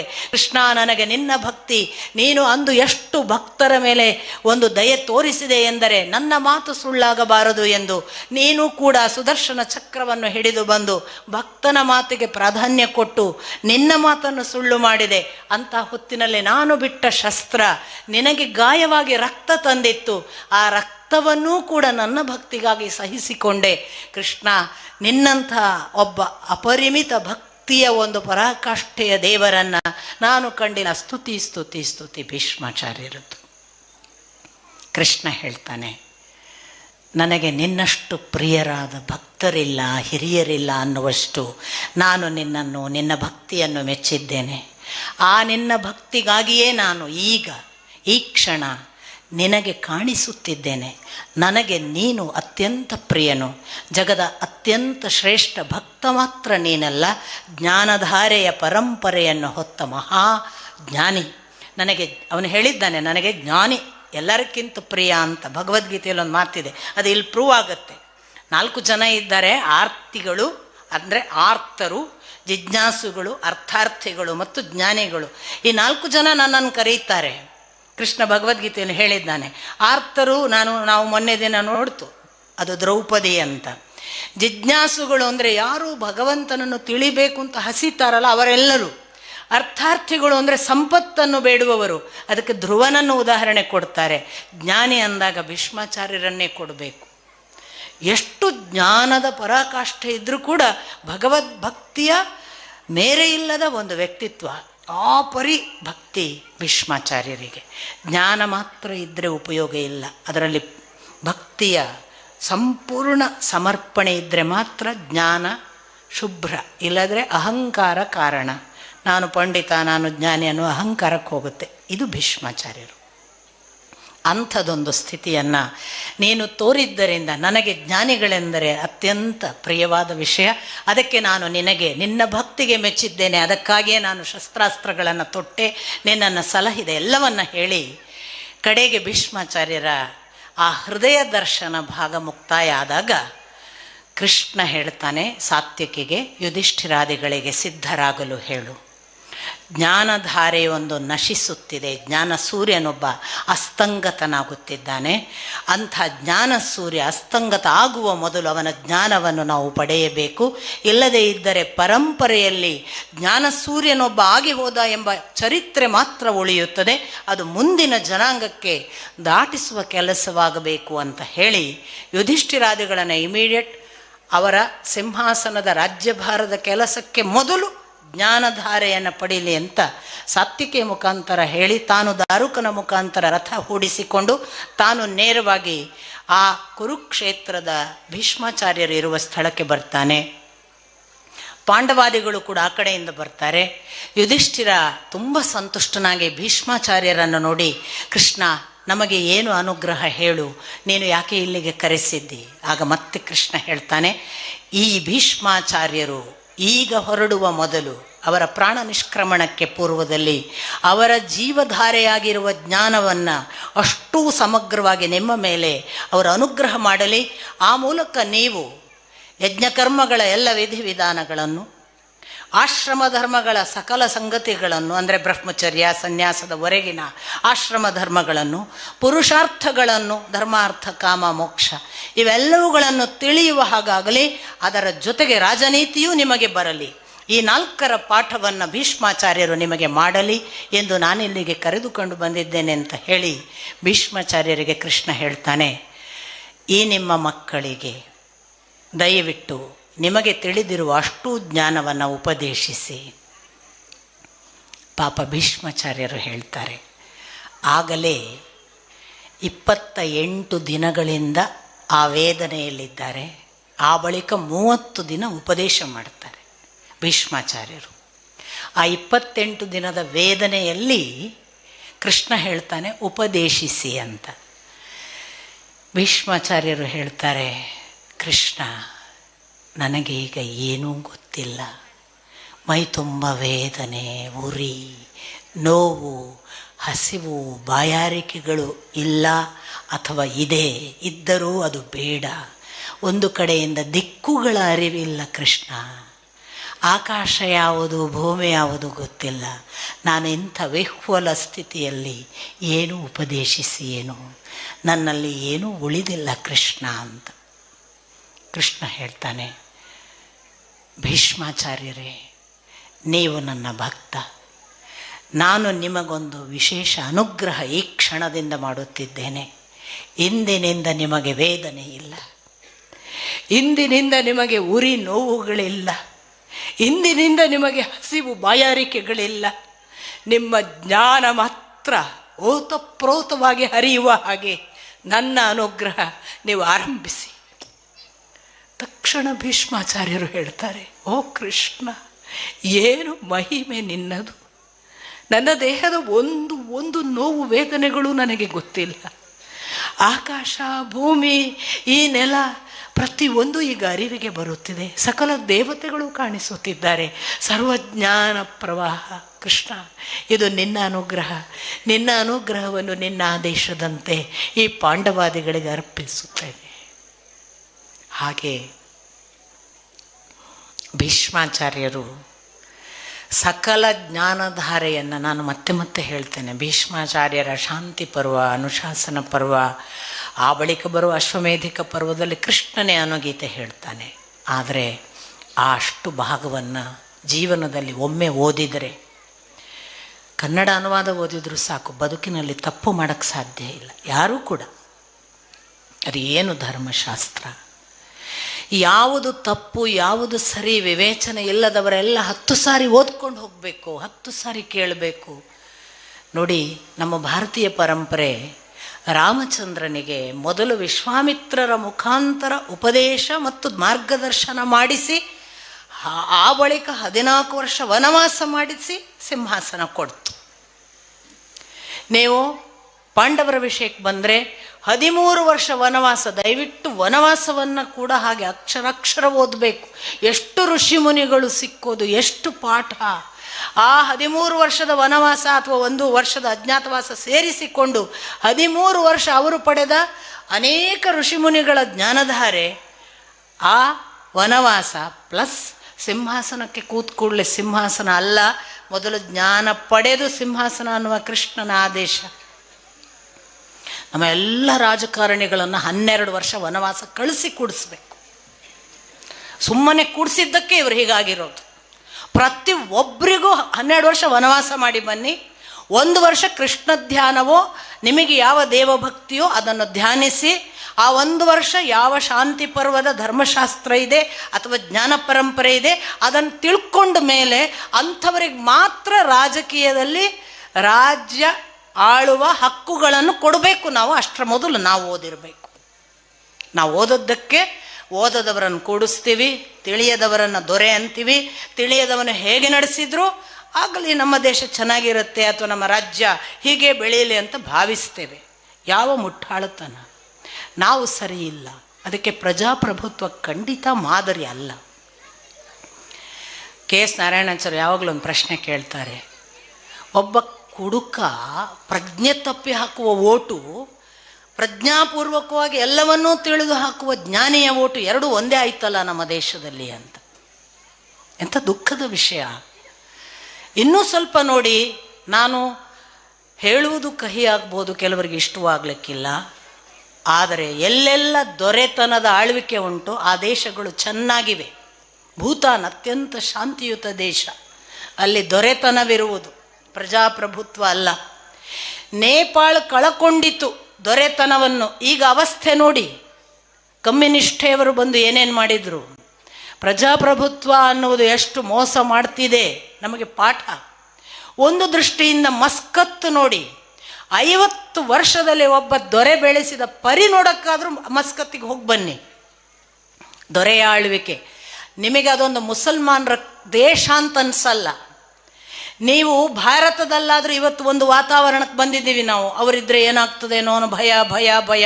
ಇದೊಂದು 20 ವರ್ಷದ ದೊಡ್ಡ ದುರಂತ, ದೊಡ್ಡ ಕಂದಕ ನಿರ್ಮಾಣ ಆಗಿದೆ. ನಮಗೆ ಎಂಡ್ ಪಾಯಿಂಟೇ ಹೇಳಲಿಲ್ಲ. ಬಹಳ ದುಃಖದ ವಿಷಯ. ಕಂದಕ ನಿರ್ಮಾಣ ಯಾರು ಮಾಡ್ಬೋದು ಸ್ವಾಮಿ? ಅವ್ರು ಸರಿ ಇಲ್ಲ, ಅವ್ರ ಜೊತೆಗೆ ಬೆರಿಬೇಡಿ, ಅವ್ರು ನಮ್ಮನ್ನು ಕೊಲ್ತಾರೆ, ಅವ್ರು ನಮ್ಗೆ ಹಾಗೆ, ಅವರನ್ನು ದ್ವೇಷಿಸಿ ಅಂತ ಪರಸ್ಪರ ಹೇಳಲಾಗಿದೆ. ಸ್ವಾಮಿ ಎಂಡ್ ಪಾಯಿಂಟ್ ಇಲ್ಲ. ನಾಳೆ ಒಂದು ದೊರೆ ಈಗ ಯಾವನೋ ನೋಡ್ತಿದ್ದವನು ಇಲ್ಲವಾದರೆ ಬೀದಿಯಲ್ಲಿ ಬಿದ್ದು ಜಗಳವಾಗಿ ಸಾಯುವ ಸ್ಥಿತಿ ಇದೆ. ಎಂಡ್ ಪಾಯಿಂಟ್ ಕೊಡಬೇಕು ದೊರೆ, ಅವನು ಯಾವನೇ ಇರಲಿ. ನಾನು ಇರ್ರೆಸ್ಪೆಕ್ಟಿವ್ ಆಫ್ ಎನಿ ಪಾರ್ಟಿ ಹೇಳೋದು, ನೀನು ಕಂದಕ ನಿರ್ಮಾಣ ಮಾಡೋದು ನಿನ್ನ ಕೆಲಸವಲ್ಲ. ಕಂದಕ ನಿರ್ಮಾಣ ಮಾಡಿದ್ದಿಂತಾದರೆ ಸತ್ಯವನ್ನೇ ಹೇಳಿ ಮಾಡಿದ್ದಿಂತ ಇಟ್ಕೊಳ್ಳೋಣ. ಇದು ಒಂದೇನೋ ತೊಂದರೆ ಇದೆ, ಅವರು ನಮ್ಮ ಜೊತೆಗೆ ಸರಿ ಇಲ್ಲ ಅಂತ ಹೇಳಿದಿಂತ ಇಟ್ಕೊಳ್ಳೋಣ. What is the end point? ದೊರೆ ಮಾಡಬೇಕು. ಯಾಕೆ ಕಾಮನ್ ಲಾ ತರಲಿಲ್ಲ? ಯಾಕೆ ಭಾರತ ಅಂತ ಘೋಷಿಸಲಿಲ್ಲ? ಪ್ರಶ್ನೆಗಳನ್ನು ನಾವು ದೊರೆಗಳಿಗೆ ಕೇಳಬೇಕು. ಕಾಮನ್ ಲಾ ಒಂದು ಪರಿಹಾರ ಆಗ್ತಿತ್ತು, ಯಾಕೆ ಮಾಡಲಿಲ್ಲ ಇಷ್ಟು ವರ್ಷ? ಯುಧಿಷ್ಠಿರಾದಿಗಳಿಗೆ ಸಮಗ್ರ ಜ್ಞಾನ ಆಗಬೇಕು ಅಂತ ಕೃಷ್ಣ ಭಾವಿಸುವಾಗ ಈ ಥರದ ಅತಂತ್ರ ಸ್ಥಿತಿ ಪ್ರಜೆಗಳಿಗೆ ಕೊಡಲಿಕ್ಕಿಲ್ಲ. ಅದನ್ನು ಮಾಡಿದ್ದಾರೆ.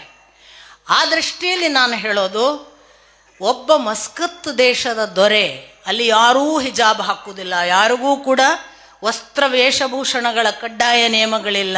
ಪರಸ್ಪರ ಎಷ್ಟು ಚೆನ್ನಾಗಿದ್ದಾರೆ. ನಾನು ನೋಡಿ ಬಂದೆ. 2 ತಿಂಗಳಿಗೆ ಅಂತ ಒಬ್ಬರು ಅರ್ಚಕರು ಹೋಗಿದ್ರು ಅಲ್ಲಿ ಶಿವನ ದೇವಸ್ಥಾನಕ್ಕೆ.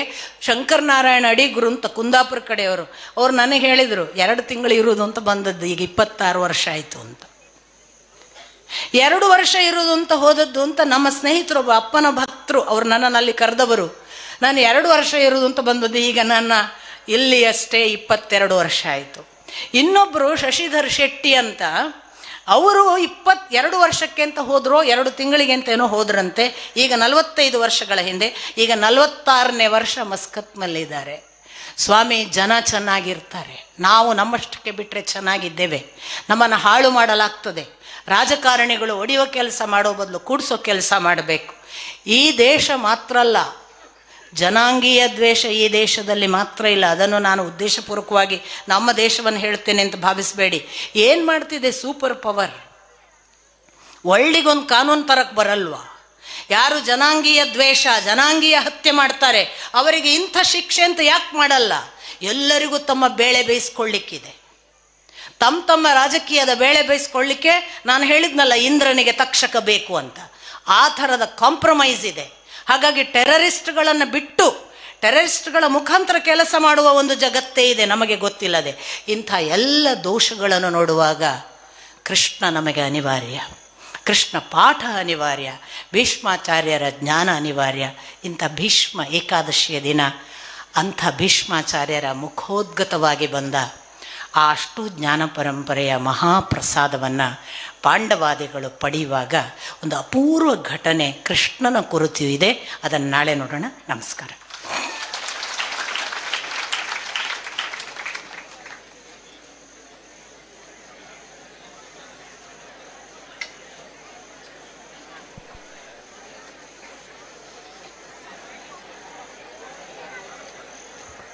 ಎಲ್ಲ ಭಕ್ತರಲ್ಲಿ ಒಂದು ವಿನಂತಿ, 5 ನಿಮಿಷ. ಎಲ್ಲ ಭಕ್ತರಲ್ಲಿ ಒಂದು ವಿನಂತಿ, ದಯವಿಟ್ಟು ಗಮನಿಸಬೇಕು. 5 ನಿಮಿಷ ತಮ್ಮ ತಮ್ಮ ಆಸನಗಳಲ್ಲಿ ಉಪಸ್ಥಿತರಿರಬೇಕು. 7ನೇ ದಿನದ ಕೃಷ್ಣ ಲೀಲಾಮೃತ ಪ್ರವಚನ ಕಾರ್ಯಕ್ಕೆ ಅಂತಿಮ ಭಾಗದಲ್ಲಿ ನಾವೆಲ್ಲ ಇದ್ದೇವೆ. ಕೃಷ್ಣ ಏನು ಮಾಡ್ತಾನೆ ಅಂತ ಕೇಳಿದರೆ, ಕೃಷ್ಣ ಇದನ್ನೇ ಮಾಡುವಂಥದ್ದು. ಇವತ್ತಿನ ಈ ದಿನಕ್ಕೆ ಭೀಷ್ಮಾಚಾರ್ಯರ ಉಪದೇಶ ಕೃಷ್ಣ ಲೀಲಾಮೃತದಲ್ಲಿ ಬರಬೇಕು ಅನ್ನುವ ರೀತಿಯಲ್ಲಿ ಕಾರ್ಯಕ್ರಮ ಸಂಯೋಜನೆ ಆದದ್ದೇ ಅಲ್ಲ. ಈ ವರ್ಷ ಮಾತ್ರ ಭೀಷ್ಮ ಏಕಾದಶಿ ಜನವರಿ ತಿಂಗಳ 29ನೇ ತಾರೀಕಿಗೆ ಬಂದದ್ದು. ಇಷ್ಟರವರೆಗೆ ಜಾತ್ರಾ ಮಹೋತ್ಸವ ಕಳೆದು 15, 14, 15, 16 ಅದನ್ನು ಕಳೆದು ಭೀಷ್ಮ ಏಕಾದಶಿ ನಮಗೆ ಸಿಗ್ತಾ ಇತ್ತು ಇದಿಷ್ಟು 10 ವರ್ಷಗಳಲ್ಲಿ. ಆದರೆ ಈ ವರ್ಷ ಮಾತ್ರ ಜಾತ್ರಾ ಮಹೋತ್ಸವದ ಪೂರ್ವದಲ್ಲಿ ಭೀಷ್ಮ ಏಕಾದಶಿ ಬಂದಿರುವಂಥದ್ದು. ಈ ಹಿನ್ನೆಲೆಯಲ್ಲಿ 23ನೇ ತಾರೀಕಿನಿಂದ 1ನೇ ತಾರೀಕಿನವರೆಗೆ 10 ದಿನಗಳ ಕಾರ್ಯಕ್ರಮ ಅಂತ ಆಯೋಜನೆಗೊಂಡದ್ದಲ್ಲ, ಸಪ್ತಾಹ ಕಾರ್ಯಕ್ರಮ ಅಂತ ಆರಂಭದಲ್ಲಿ ಹೊರಟದ್ದು.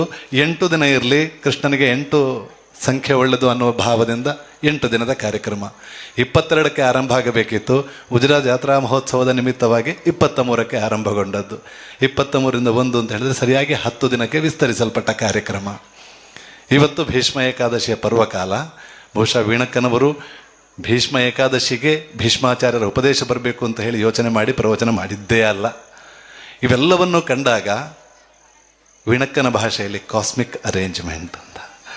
ಈ ಹಿನ್ನೆಲೆಯಲ್ಲಿ ಇವತ್ತಿನ ಈ ಕಾರ್ಯಕ್ರಮಕ್ಕೆ ಸಾಕ್ಷೀಭೂತರಾದ ಎಲ್ಲ ಗಣ್ಯರನ್ನು ಶ್ರದ್ಧೆಯಿಂದ ವಂದಿಸ್ತಾ ನಮಗೆ ತುಂಬ ಹೆಮ್ಮೆ ಇದೆ ಇವತ್ತಿನ ಕಾರ್ಯಕ್ರಮ. ನಿನ್ನೆಯ ದಿನ ಧರ್ಮಸ್ಥಳದಿಂದ ಹರ್ಷೇಂದ್ರ ಕುಮಾರ್ ದಂಪತಿಯವರು ಆಗಮಿಸಿ ಈ ಕಾರ್ಯಕ್ರಮದಲ್ಲಿ ಉಪಸ್ಥಿತರಿದ್ದು 1 ಗಂಟೆ ಕೇಳಿ ಹೋಗ್ತೇವೆ ಅಂತ ಕೂತವರು 2 ಗಂಟೆ ಅಷ್ಟು ಹೊತ್ತು ಕೂತು ಕಾರ್ಯಕ್ರಮವನ್ನು ಆಸ್ವಾದಿಸಿ ತೆರಳಿದರು.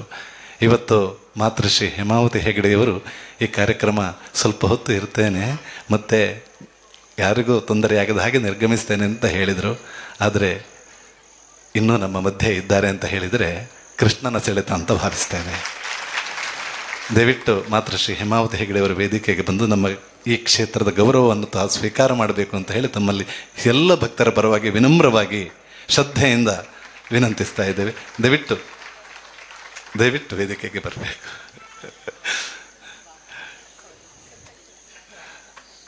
ನೀವು ಕೊನೆಯವರೆಗೆ ಇರಬೇಕು ಅಂತ ನಮ್ಮ ಅಪೇಕ್ಷೆ ಇತ್ತು.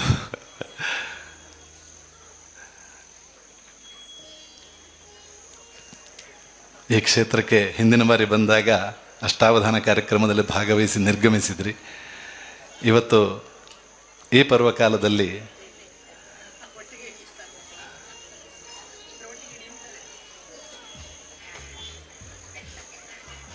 ಭೀಷ್ಮ ಏಕಾದಶಿಯ ಸುಂದರ ಕಾರ್ಯಕ್ರಮ. ಒಂದರ್ಥದಲ್ಲಿ ಭೀಷ್ಮ ಏಕಾದಶಿಯ ಪರ್ವಕಾಲ, ಭಗವದ್ಗೀತಾ ಜಯಂತಿ ಮಾರ್ಗಶಿರ ಮಾಸ ಏಕಾದಶಿ ಗೀತಾ ಜಯಂತಿ ಅಂತ ಕರಿತೇವೆ. ಆದರೆ ನಾವ್ಯಾರು ವಿಷ್ಣು ಸಹಸ್ರನಾಮ ಜಯಂತಿ ಅಂತ ಕೇಳಿದ್ದೇವೋ ಇಲ್ಲೋ ಗೊತ್ತಿಲ್ಲ. ಆದರೆ ವಿಷ್ಣು ಸಹಸ್ರನಾಮ ಜಯಂತಿ ಅನ್ನುವಂತಹ ಕಾರ್ಯಕ್ರಮ ಬಹುಶಃ ಆರಂಭ ಆದದಿದ್ದರೆ ಅದು ನಾವೂರು ದೇವಸ್ಥಾನದಲ್ಲಿ ಅಂತ ಹೇಳುವ ಹೆಮ್ಮೆ ಈ ಕ್ಷೇತ್ರದ ಭಕ್ತರಿಗಿದೆ. ಇವತ್ತು ನೀವೆಲ್ಲ ಸಾಕ್ಷೀಭೂತರಾಗಿ ಭೀಷ್ಮ ಏಕಾದಶಿಯ ಈ ಪರ್ವಕಾಲವನ್ನು ನಾವೆಲ್ಲ ಅನುಭವಿಸಿದ್ದೇವೆ. ಈ ಕಾರ್ಯಕ್ರಮ ಎಲ್ಲ ಗಣ್ಯರು ನಡೆಸಿಕೊಡ್ಬೇಕು. ಡಾಕ್ಟರ್ ಚಕ್ರಪಾಣಿ ಸರ್ ವೇದಿಕೆಗೆ ಬರಬೇಕು. ಡಾಕ್ಟರ್ ಈಶ್ವರ್ ಕೀರ್ತಿ ಅವರು, Puran sir, Shashidhar ಶೆಟ್ಟರು, doctor Satish Chandra sir ದಯವಿಟ್ಟು ವೇದಿಕೆಗೆ ಬರಬೇಕು ಅಂತ ತಮ್ಮಲ್ಲಿ ವಿನಮ್ರವಾಗಿ ವಿನಂತಿಸ್ತಾ ಇದ್ದೇವೆ.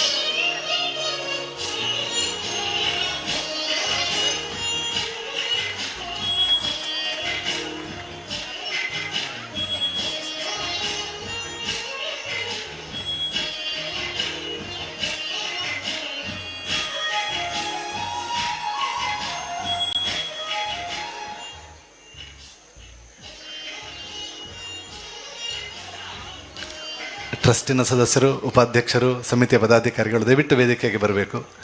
ಟ್ರಸ್ಟಿನ ಪದಾಧಿಕಾರಿಗಳು ಒಂದು ಬಾರಿ ವೇದಿಕೆಗೆ ಬಂದು ಒಂದು ಛಾಯಾಚಿತ್ರಕ್ಕೋಸ್ಕರ.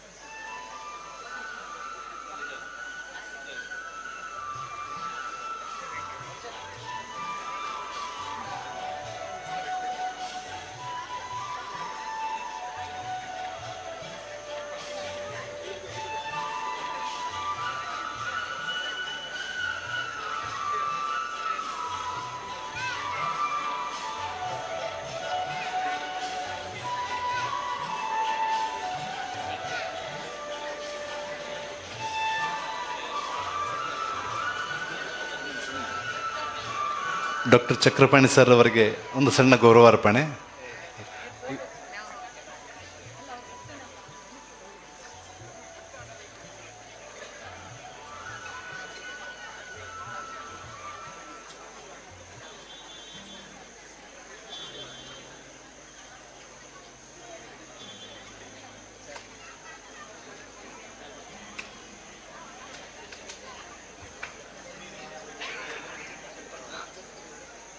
ಡಾಕ್ಟರ್ ಈಶ್ವರ್ ಕೀರ್ತಿ sir, Kajampadi Subrahmanya, doctor Satish Chandra sir, Satish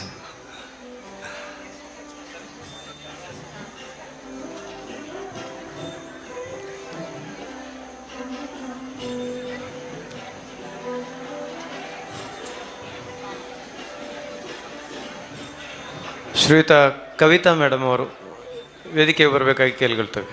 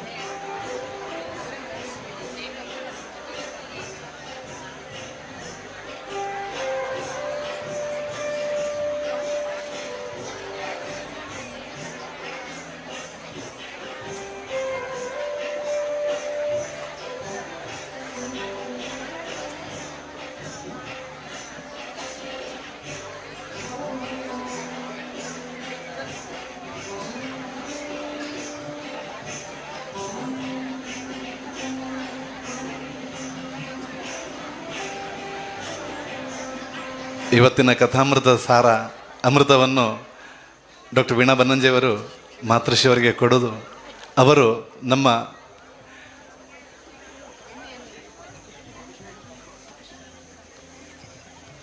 Roopa Umesh, Sunanda Rajith, Shashikala ಮುತ್ತಾಜೆ, ಸೇವಿತಾ Suresh, Prasanna Gopalakrishna, Vimala Basanta ಬಾಳ್ತಾರ, Janaki ಚಂದ್ರ, ಅಂಬಿಕಾ ಬಸಂತ್ ಹೊಡಿಕಾರು ತಕ್ಷಣಕ್ಕೆ ದಯವಿಟ್ಟು ವೇದಿಕೆಗೆ ಬರಬೇಕು. ದಯವಿಟ್ಟು ವೇದಿಕೆಗೆ ಬನ್ನಿ. ಅವರಿಗೆ ಇವತ್ತಿನ ಈ ಅಮೃತ ಪ್ರಸಾದವನ್ನು ಹಸ್ತಾಂತರ ಮಾಡಬೇಕು ಅಂತ ಹೇಳಿ ಮಾತೃಶ್ರೀ ಅವರಲ್ಲಿ ಕೇಳಿಕೊಳ್ತಾ ಇದ್ದೇವೆ.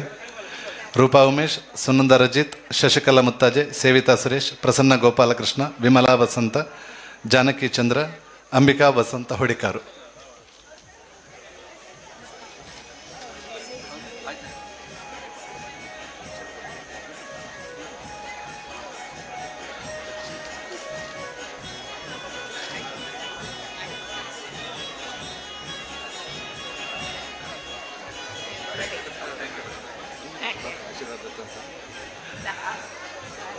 ನಮ್ಮ ಕುಡ್ಲ ಈ ಚಾನೆಲ್ನ ಮೂಲಕ ಇವತ್ತಿನ ಇಡೀ ದಿನದ ಕಾರ್ಯಕ್ರಮವನ್ನು ಅವರು ಲೈವ್ ನೀಡಿದ್ದಾರೆ. ಅವರು ವೇದಿಕೆಗೆ ಬಂದು ನಮ್ಮ ಸಣ್ಣ ಗೌರವಾರ್ಪಣೆಯನ್ನು ಸ್ವೀಕಾರ ಮಾಡಬೇಕು ಅಂತ ಹೇಳಿ ಕರ್ಕೇರಲ್ಲಿ ವಿನಂತಿ ಮಾಡ್ತಾ ಇದ್ದೇವೆ.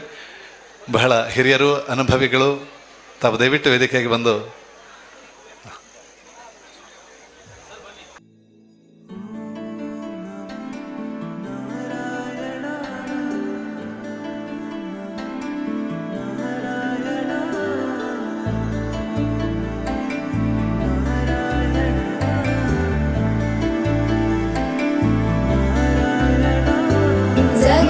जगज्जालपालं गजत्कण्ठमालं शरचन्द्रभालं महादैत्यकालं नभो नीलकायं दुरावारमायं सुपद्मासहायं भजेऽहं भजेऽहम् सदा बोधिवासं गलपुष्पहासं जगत्सन्निवासं शतादित्यभासं गदा चक्रशस्त्रं लसत्पीतवस्त्रं हसच्चारुवक्त्रं भजेऽहं भजेऽहम्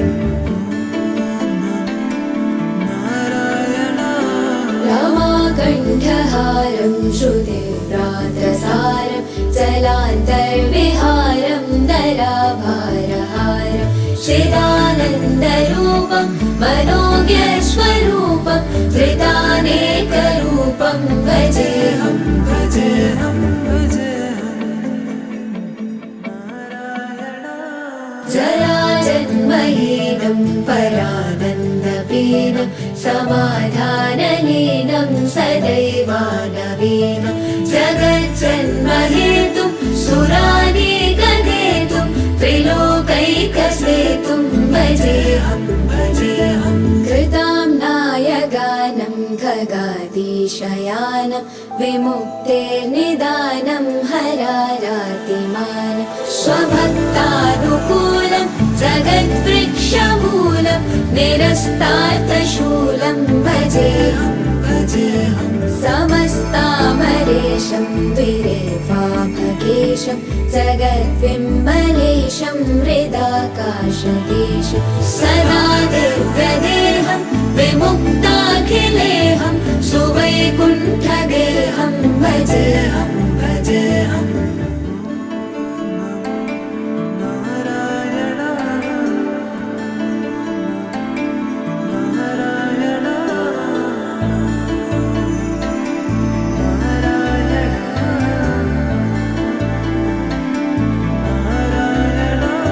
सुराले बलिष्ठं त्रिलोके वरिष्ठं गुरूणां गरिष्ठं स्वरूपैकनिष्ठं सदा युद्धधीरं महावीरवीरं भवाम्भोधितीरं भजेऽहं भजेऽहम् रमा वामभागं तलानग्ननागं कृताधी